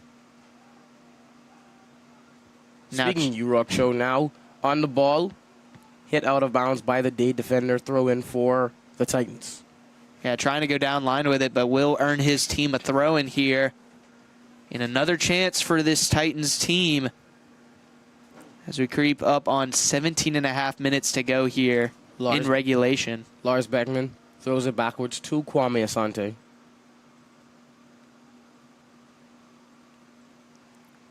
And this is a match that, once again, with it being the Region 8 semifinal in the postseason, there is no draw. So if this score holds after regulation, we will go into 2 10-minute periods in Golden Goal. And then if that's not enough, we will have PKs. Sacamante now fought for the ball back, caught it back, now is still fighting. However, ball goes out on him, Miami Dade possession. But ball once again in this near side corner. Titans have been very active in front of the student section so far in the second half. They're trying to give the student section a goal. Could result in a field storm, honestly, with how some of them are leaning over that ledge. Would not be surprised. I wouldn't be surprised if the guy in the Jaguars would he storms the field. He's actually one of the few sitting down right now. Very surprised, probably trying to maintain his composure. Yes, because he was giving the sideline referee an earful after the missed call, or no call at all, on Cho. Lazarus maybe thought he had a teammate there. Actually did. Appeared out of nowhere. Good passing there from the Titans. Now Yurok Cho tried to get in front of that ball. Intercepted by the Dade defense. Good sliding tackle. These two teams going back and forth in terms of possession currently. With just 15 minutes left in the half here, Max, what do you think maybe the strategy is for both of these teams to finally break this deadlock and score? Well, starting with the visitors, Miami Dade needs to start pushing more forward. They're playing with a lot of defenders back, as you can see. Nearly 6 on the back line for them currently, and only 2 forwards. If you're going to want to win this game, if you're either team, you're going to have to score. And if you're the Titans, you got to take advantage of these attacks that they have, which they have one currently brewing as we speak. I believe that's Victor Liero dancing around on the outside, looking for a pass in. Good ball.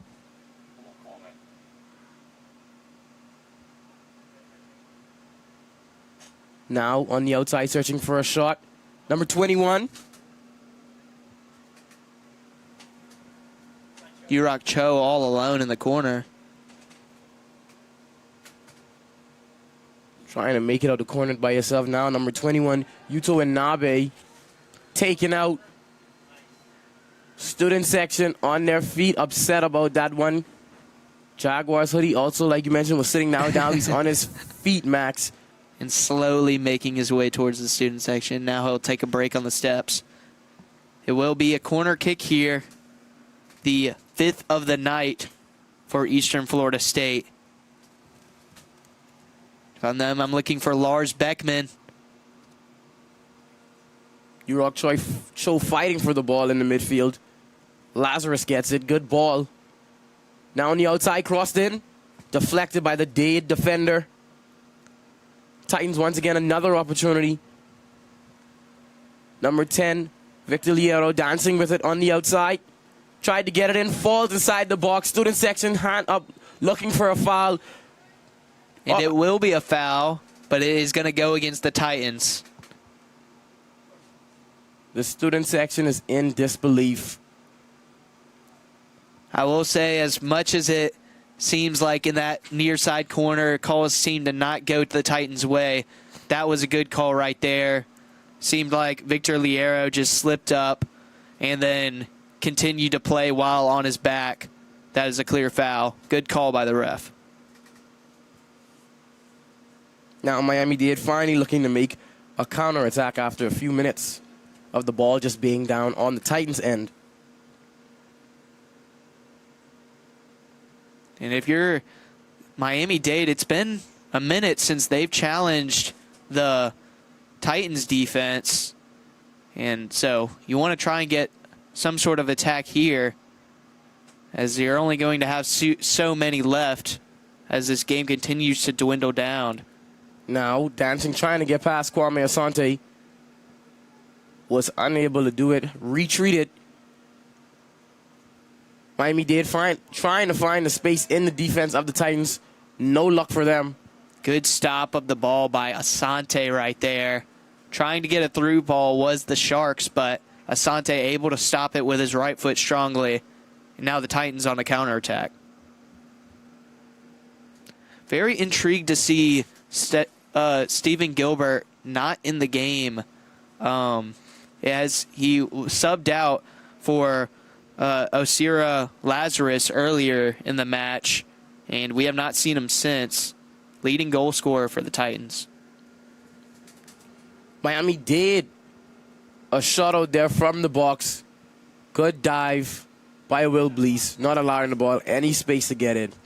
And now we have a Titans player down on the field. And good to see him get up on his own power. Looks like that's Liam Kumritz. For Liam. I mean, Steven's coming in for Lewis. And as I just said it, Stephen Gilbert will be coming back into the game, coming in for Lewis Munn, the sophomore captain. Stephen Gilbert looking to maybe be the hero in this one and break the deadlock. He so often has been this season. 10 goals this season, most by any player on the field tonight.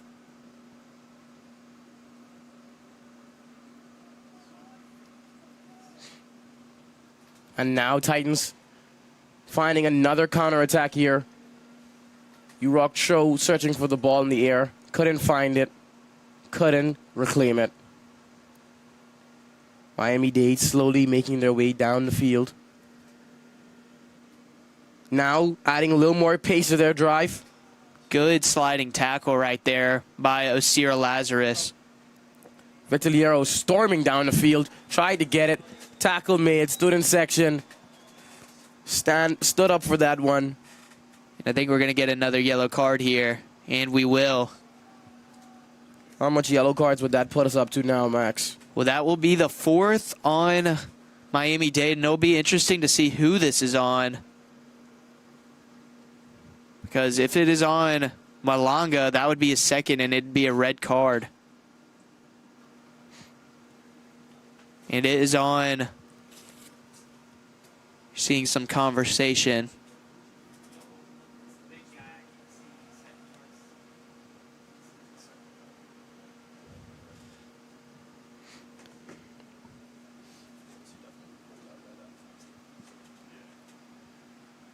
And I think that was called on.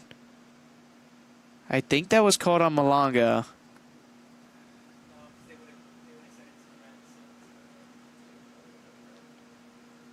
Actually is not. We will get back to who it is, but nonetheless a dangerous position. Cross into the box from the Titans. Couldn't materialize into anything. Now Samuel Cavo clears it, launches the attack for Miami Dade. Good turn. Good job right there by Yuto Inaba coming in to help Kwame Asante. Able to get that ball away. A dangerous attack. And that yellow card actually ended up going up against Eric Velasio.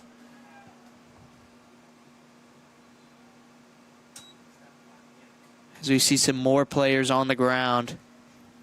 More fouls on the Titans. Titans players cannot believe it. Falling to their knees in disbelief inside the box. Double-digit fouls now for both sides. Miami-Dade with 11, and Eastern Florida State also with 11. 22 fouls in total, Max. You said this was going to be a physical game, and you were correct. Yes, a very physical game so far as we continue to monitor the situation with the defender down, grabbing at his knee. Looks to be getting up. Good sign right there for Miami-Dade.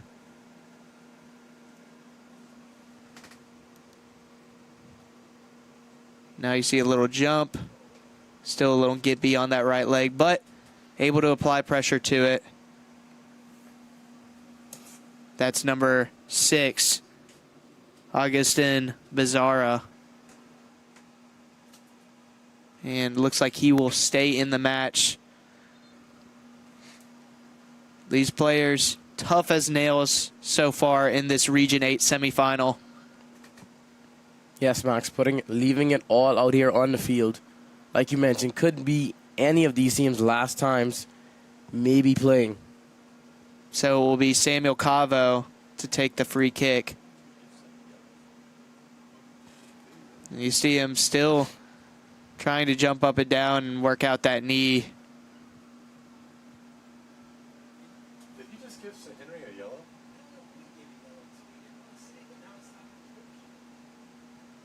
And some more conversation. I did give to Henry then. Every decision counts. Cavo now decides to pick the ball up, not wanting to get troubled by Stephen Gilbert. Good clearance there. Urok Cho heads it. I mean, coming up on 10 minutes left to go here. Every single touch of the ball with a rise of importance, seeing as this is a playoff match.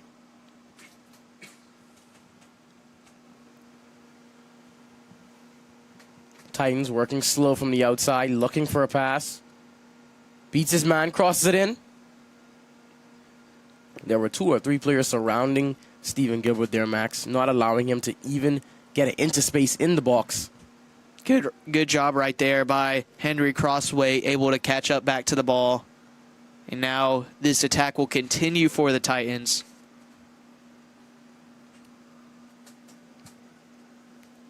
Now with just under 10 minutes to go in the half. And you almost feel like the next goal wins it. Obviously, if we make it another 9 minutes without a score, we go into extra time where the first goal will win it. Titans now in a dangerous area in the box. Urocho tried the first time. Volley didn't work. But now Henry Crossway on the edge. Tried to cross it in. Lazarus controls it. Heads it now. Lars Beckman tried to control it there in the box. Got tackled. Good defense by Miami Dade right there. Multiple attempts by the Titans. Nothing doing. Good communication by Asante and Lazarus to not run into each other there. Urocho on the outside. And we hear a whistle. Foul call by the referee. Asante was going to get upset until he saw that it was their ball. Not used to a lot of calls going their way in this one. Yeah, usually that's how it goes in games like these. You hear a whistle from the ref, and you're like, what did I do wrong? Until you hear that the call went your way. It will set up a free kick. I do think it is interesting, though, that the Titans were in possession. Now a header. Strong header there. Samuel Quavo didn't even flinch when reclaiming it, though. Just in the right place at the right time right there. Excellent setup. Onside header, but just Samuel Quavo not threatened. Good goalkeeping by him today.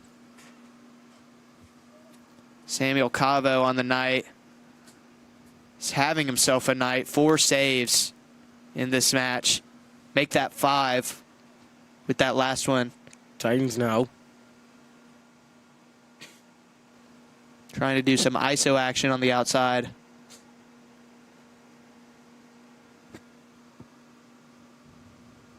Dade trying to launch a counterattack off the Titans' mistake. Pushing it up.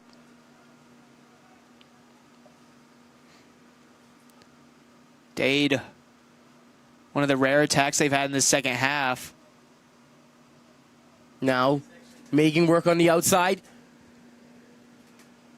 And that was an athletic falling shot for the Sharks there, Max. Yeah, I'm surprised he was even able to get his head on that one. But diving and putting it all out on the line, just a little bit too high into the right of the goal. And once again, another stop here for the Titans. And now a little over 6 minutes remaining.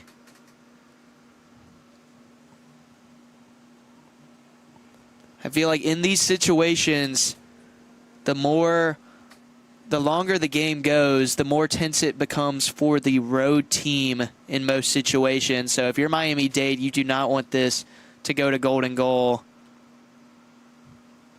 Good point you mentioned there, Max. You do not want this at all to go to golden goal because the momentum stays on the side of the home team. It's usually like tie goes to the runner in baseball on a close call, but you know, when the game is tied at home, usually that's where the home advantage gives you that little edge. Good point now. Stephen Gilbert on the outside of the box trying to make sure the game doesn't go to golden goal. Looked like he maybe attempted a shot there. Didn't even reach Samuel Quavo. Maybe got deflected. Looks like it did. It will be a corner kick for the Titans. Samuel Quavo berating his defenders, making sure that they're in the right position, trying to prevent Stephen Gilbert from breaking this deadlock. Just under 5 minutes to go here. Ball crossed in, not high enough to get over the first defender. Headed back out. We've seen on these corner kicks multiple times, just not able to get past that front post defender for each of these teams. But attack's still not over for the Titans here. And I would continue to look for number 30, Stephen Gilbert. He's been reliable for you all season. Powerful throw in there. Finally almost reached the head of Stephen Gilbert. They've been trying to do that all night. Now Titans there. Try a shot. At least I think it was a shot from Henry Crossway, just well over the bar there. Well, it for sure wasn't a pass. Stephen Gilbert's tall, but he's not that tall. Went to the bleachers of the baseball stadium. But Henry crossed the weight. They'll take that attempt from him.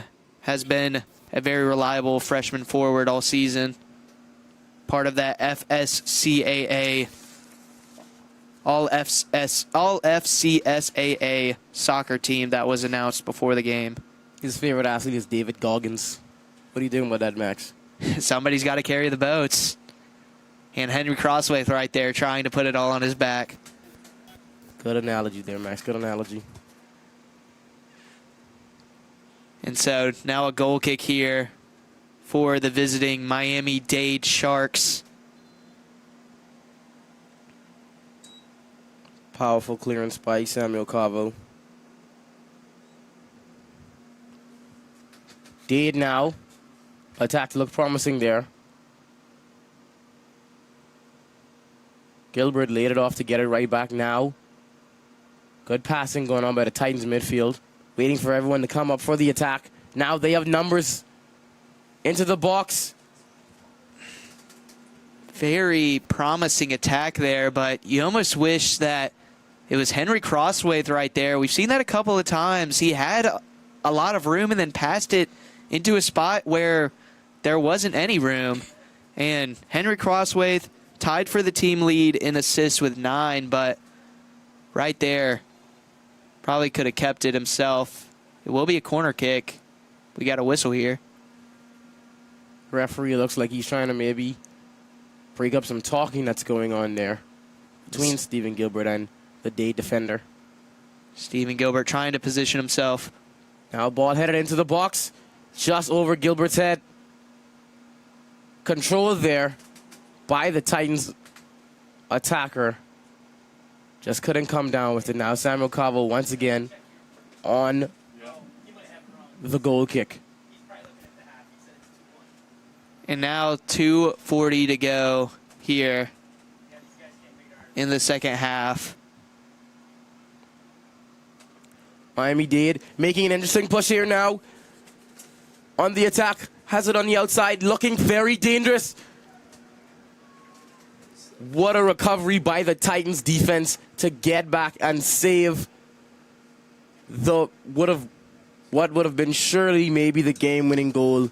Good recovery there by the defense. Yeah, Lars Beckman able to back up Kwame, who tried to make the sliding steal, just skipped right past him. Still in attack here for Miami Dade. You start to think, is this their last opportunity in regulation, with it being just over 2 minutes to go? But they're going to try. If it is, Max, they're going to try and make it count now.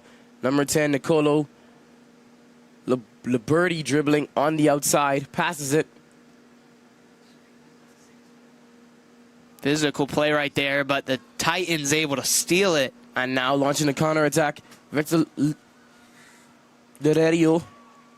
Now number 7, Henry Crossway dribbling it up into the box of Miami Dade. Crosses it just over the fingertips of Samuel Cavo just before Stephen Gilbert could come to get his head on it.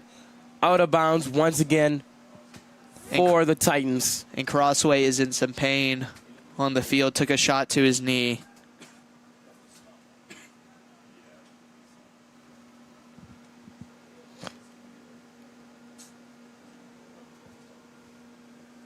Henry Crossway with a promising attack there.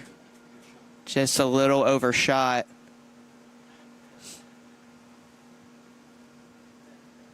But now if you're the Titans, just hoping that your star forward is able to get up right now. As it seems this game is almost certainly bound to head into extra time. You want to have everybody you can, and Henry Crossway does get up by his own power, and it looks like he will stay in the match.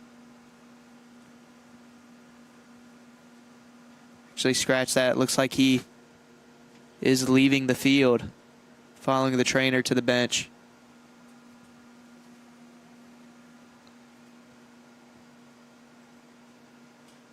Very sad for him, Max. You know he wants to definitely be out there and help his team win this one. Yeah, by his body language, obviously upset. Feel like it is just precautionary, though. He doesn't seem to be, as he's jogging down the sideline, doesn't seem to be in too much pain. Hopefully he will return. Titans now searching for the late winner. This is a promising attack. Into their box now. Good shot from Victor Liero, just not enough to get past Samuel Cavo. I mean, just taking it himself right there, deciding to not give it up. Definitely a shot you'll take with a minute to go. 1 minute left in regulation. Will Blease clears it now. Titans players hustling for the final winner. Good job by the ref dodging the ball right there.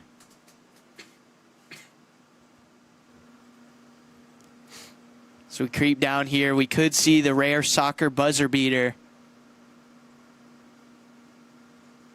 Titans now trying to control it before they get one final attack. Lofted through ball sent to the air, looking for Gilbert. Sent out of bounds. Will be a throw in here. Clock keeps running. Quickly trying to recover the ball. 12 seconds left. 10 now. 9, 8, Now into the box. 6, 5, And ball out of bounds. End of the second half, Max. 1. And Headed to overtime. it seems like Miami Dade, almost a little bit of a saved by the bell situation right there, as that was out of bounds off of one of their players and would have been a corner kick, but nonetheless, 1-1 going into extra time, and we're getting some free soccer, my friend. We're getting even more soccer, Max, and like you mentioned, it's free. So it's going to be even great, even better. What can you maybe expect from Miami Dade in this extra time to come away with this win, Max? Well, before we get started with this extra time, a quick little breakdown of how extra time works in D1 JUCO college soccer. It is not like professional rules. It's actually golden goal. First goal to score wins, sudden death, and it will be 2 10-minute periods with a 3-minute stoppage in the middle of that. And then if we make it through that, we get to PKs. But from what can I expect? I mean, with everything that's gone on, I can guarantee physicality. That is going to be one thing. If you're Eastern Florida State, you got to continue. You got to remember you're the last team that has scored in this match. It was at the end of the first half, but their defense has really stepped up. That's what I've been very impressed with.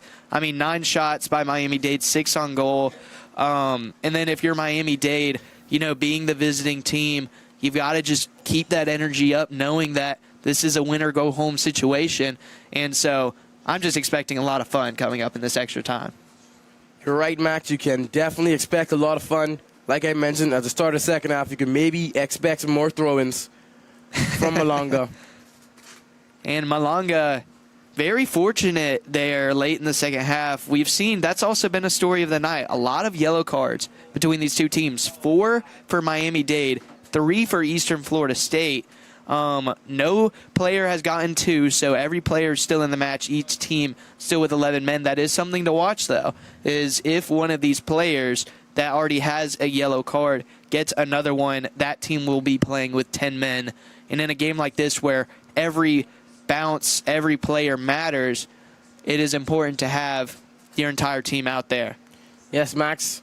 I will be taking a break going into the extra time. The student section isn't going anywhere. The guy in the Jaguars hoodie isn't going anywhere, so you shouldn't go anywhere if you're watching this. Extra time coming up. It is expected to be amazing.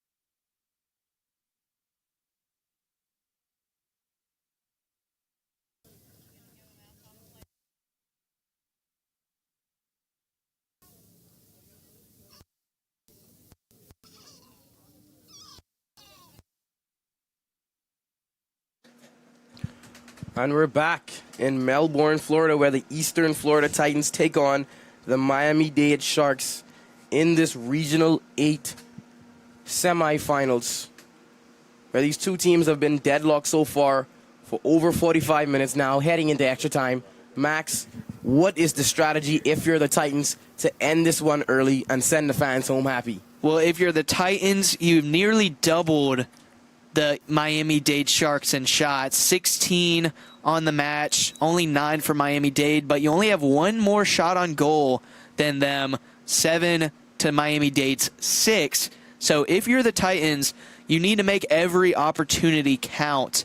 Now, you have more corner kicks. Like I said, already more shots, so they have had the opportunities there. It's just about taking advantage of them. And if I had to point out a player, it's number 30, Steven Gilbert, the 6'3" sophomore that has really been the star for them all season, 10 goals. And I would just say this as well. For historic rivalry that has recently, we've talked about it, has been so tight. I mean, they've tied the series this year 1-1, tied the series last year 2-2, and now we're tied 1-1 going into extra time. Has been a series full of ties now, Max, but the good thing about ties is they have to be broken. That is true. Unlike the regular season, with this being a Region 8 semifinal match, we will walk out of here with a winner. And on the other side for Miami Dade, got to keep the pressure up on the Titans as the visiting team. Yes, they cannot allow the Titans to get in a rhythm like they seem to do at the end of every single half. Starting off with high energy here. Lazarus fighting for control in the midfield. And if 45 minutes in the second half wasn't enough for either of these teams to get a score, the tension only rising with 10-minute halves in extra time. Yes, Max. Now every single time the ball is in the box, fans will be on their feet. Everyone is going to be in suspense. We were talking about it at the break. Could we see a field storm tonight? We've seen the student section continue to hold strong towards the near right sideline. And it looked like they were about to do it after the first goal of the night for Eastern Florida State. The next goal being the game winner. Max, if we were to see Eastern Florida score that, I think this place would erupt. And we may be right now about to see it. Gilbert shielding the defender. And Cho goes down outside of the box. Unfortunate for Cho. Looks like he's down for a few. Just stretching out a little bit on the ground there. I think he's okay.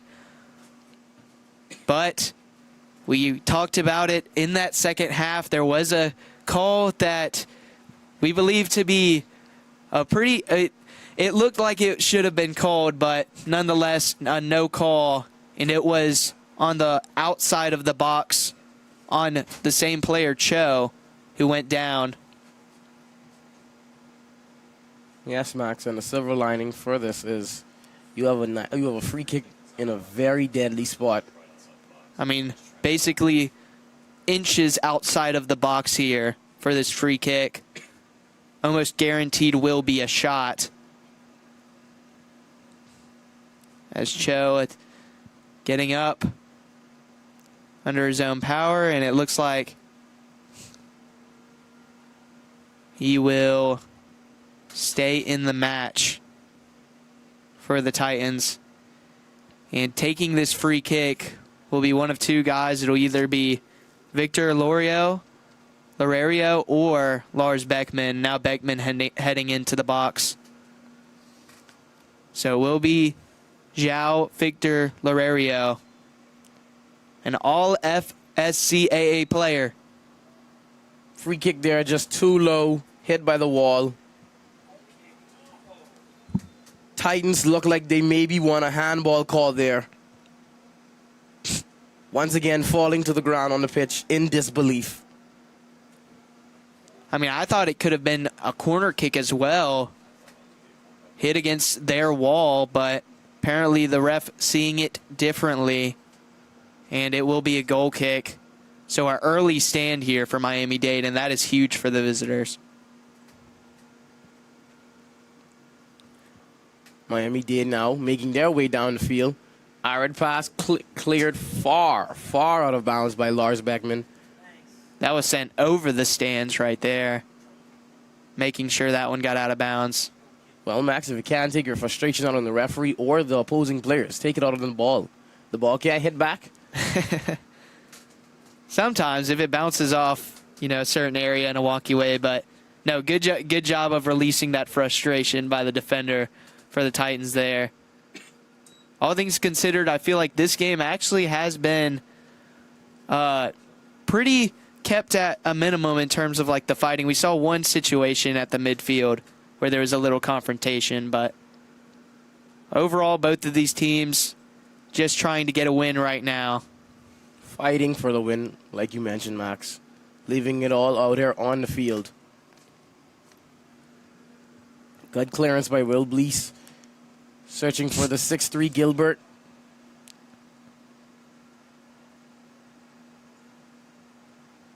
Asamonte with it. He did get the game winner in their last game.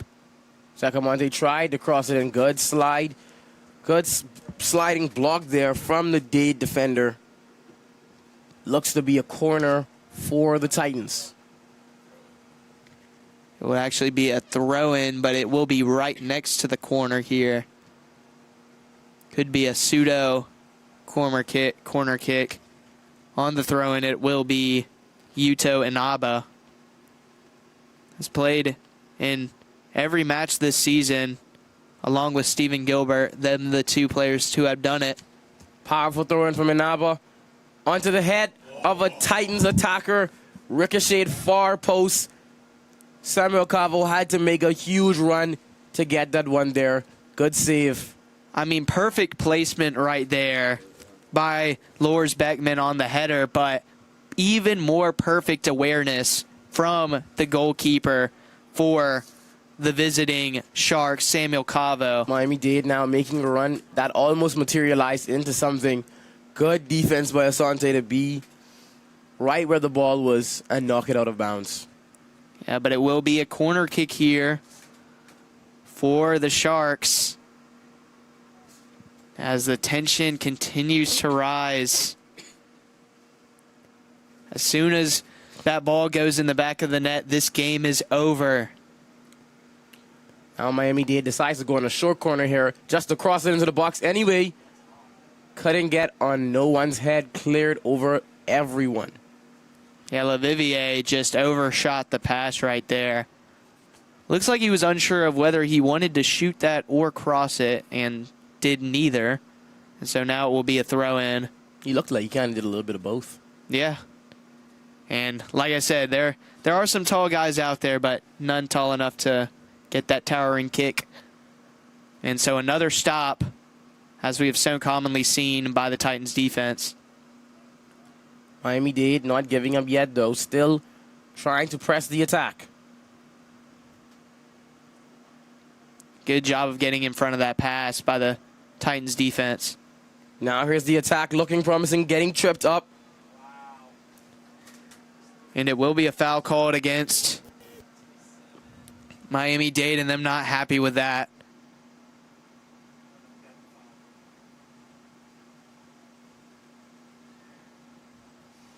In Miami-Dade's defense, it did look like he was on his way towards the ground, Henry Crosswaith, but also in Eastern Florida's defense, there have been some questionable calls against them, so this could be making up for it. Now, once again, Max, like you mentioned, header, either looking for the head of Lars Beckman or Gilbert to win the game. Into the box, Gilbert in the area, couldn't quite get it. Sends out of the box. Titans now retrieved it off the mistake by Miami-Dade. Dangerous position here for Miami-Dade. Victor Liero on the outside doing a little bit of dancing, trying to get past this man.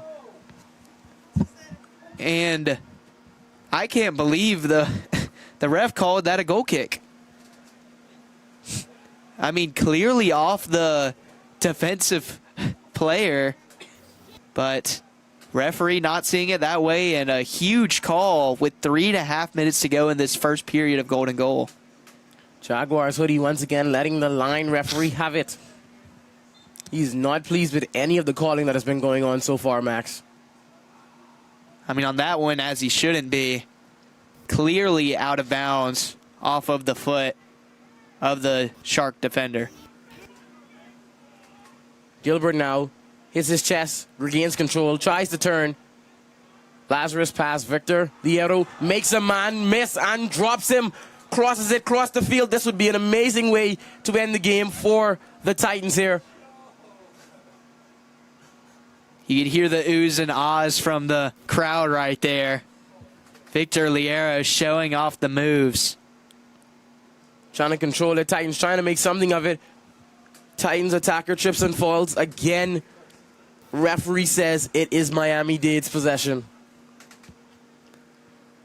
And 2.5 minutes to go here. Titans still on the attack. Titans recover the ball. Long shot. Powerful shot. Samuel Carville fumbled with it for a little bit. Thankfully, no Titans were there to maybe shoot a quick shot as he was recovering it. Carville now on the clearance, trying to start a counterattack for his own team. Into the hands of Will Blease from one end to the next and back down the other end. These teams just going back and forth.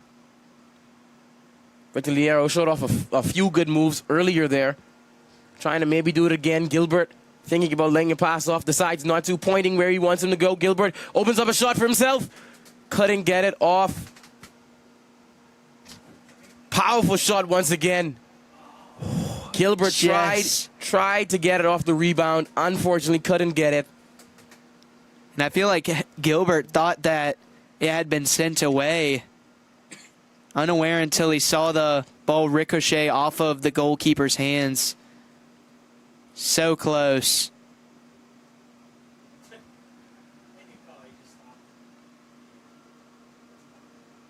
And now another free kick here for Miami-Dade.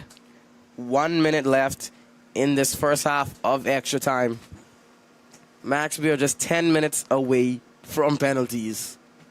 And if you thought this game couldn't get any more tense, if we get to penalty kicks, every single shot matters, literally. Strong boot by Beckman. Touchback. Good football reference. 40 seconds to go here. Miami-Dade in no hurry. Miami-Dade, although trying to launch one final attack, being pressured now by Lazarus. Tough, rough landing there. However, Henry Crossway has the opening, shoots it, fumbles off Samuel Carville's hand, still in the box. Lazarus took a hard fall there. Now to Liero on the edge of the box, looks dangerous, chips it in. 10 seconds left. Titans looking for anything. Lazarus cross into the box, deflected. And that would do it for the first half of the extra time, Max. I mean, talk about playing till the final whistle at the end of that first period of golden goal. I mean, you saw Henry Crossway getting into another gear, going past the whole defense right there, getting a shot off, and goes off the chest of Cavo. 1 chance, 2 chance, 3 chances, unable to get it in. And we still have another 10 minutes of golden goal to go here. Yes, Max, like you said, 1 chance, 2 chance, 3 chance. They needed more. They couldn't get 4, though, Max. And, I mean, if you're Eastern Florida State, you are now at 20 shots on the game and still sitting at 1 goal, 11 shots on goal. On the other side, Miami-Dade did not get a shot off in that extra time period. And so Eastern Florida State really controlling the possession now. But I just want to look at Samuel Cavo having the night of his life so far. 10 saves on the night for the sophomore, for the sophomore goalkeeper for Miami-Dade. Really the biggest reason why they're still in this match. I mean, you saw right there, Henry Crossway tried him multiple times. But going into this second period, I mean, what are you looking for out of both of these teams with the final 10 minutes of possibly one of their seasons? Well, Max, if you want the simple answer, to put it bluntly, I'm looking for some goals. Yes, yes. Eastern Florida Titans any team needs a goal just to end this and win this one here. I mean, has now been over 55 minutes since we have seen a goal scored.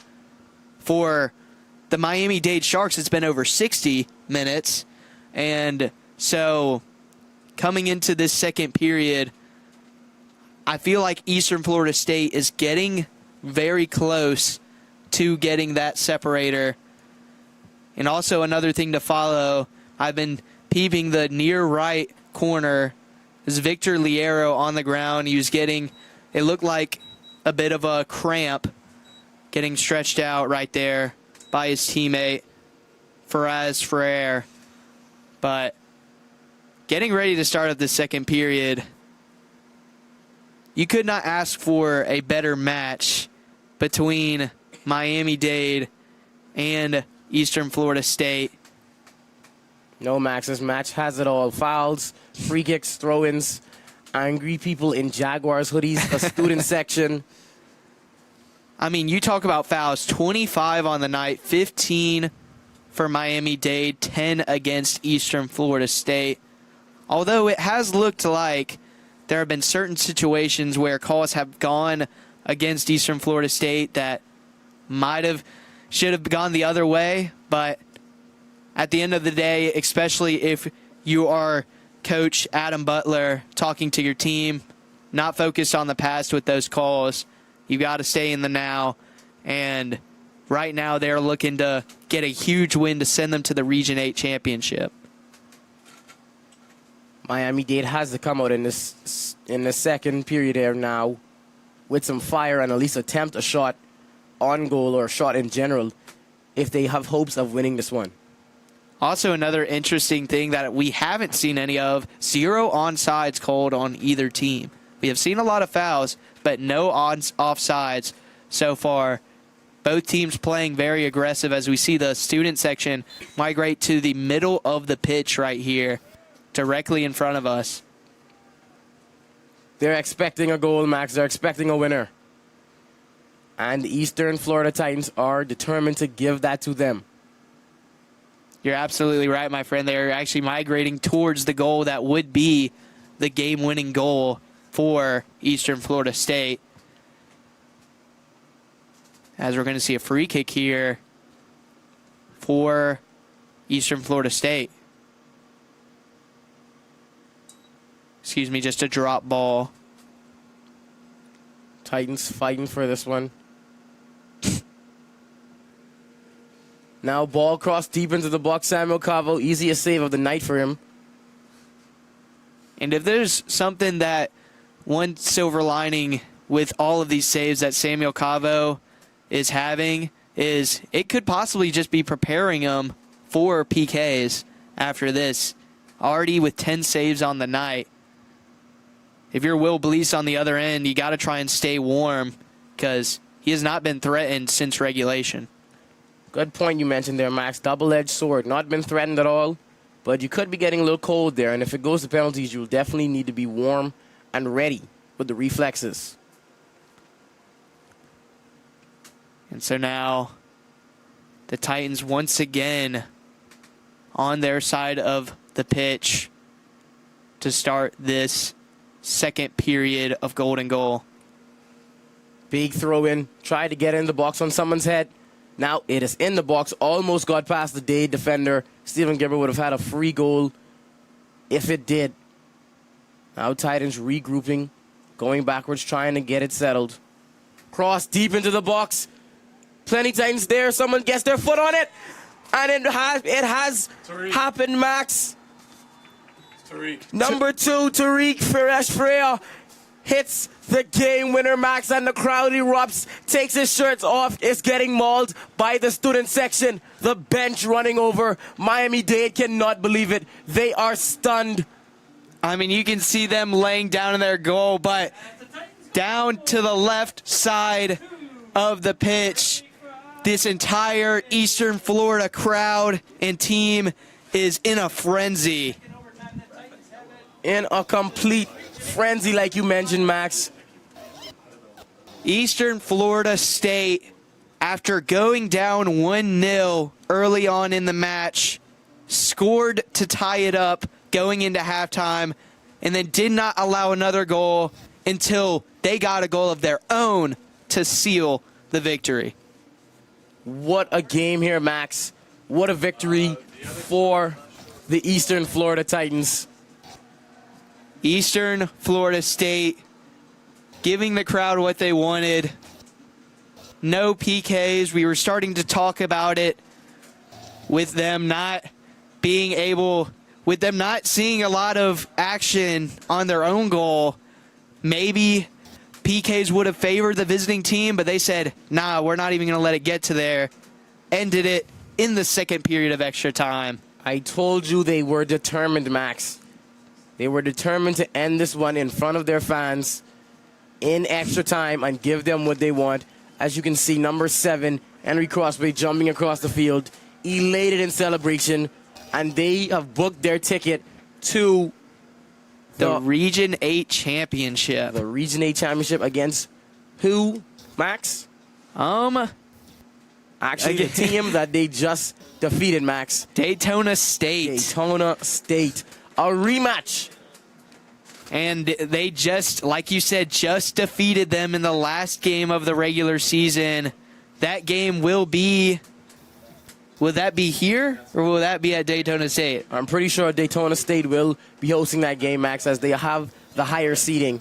And so, but a revenge game possibly for Daytona State, but if you're Eastern Florida State, I mean, what a way to respond. I mean, after getting down 1-0, it's often said that the only thing harder to get up for a game, the only thing harder than getting up for a game is getting up for a game, getting down early in that game, and then responding after that. After all that preparation you put leading up to that match, you get down early. But this team being able to respond the way they did, and I want to shout out the defense as well. Will Blease obviously in goal, 5 saves on the night, able to not let that early goal phase him, but also just the defense on the back end. We saw a lot of great plays by Kwame Asante, Lars Beckman, that entire squad, and just what a great team win for Eastern Florida State. Couldn't be well said any better, Max. Well, this has been a good match. I've been Zakari McKenzie, your play-by-play commentator. I've been your play-by-play announcer. This has been my color commentator, Max Mesman.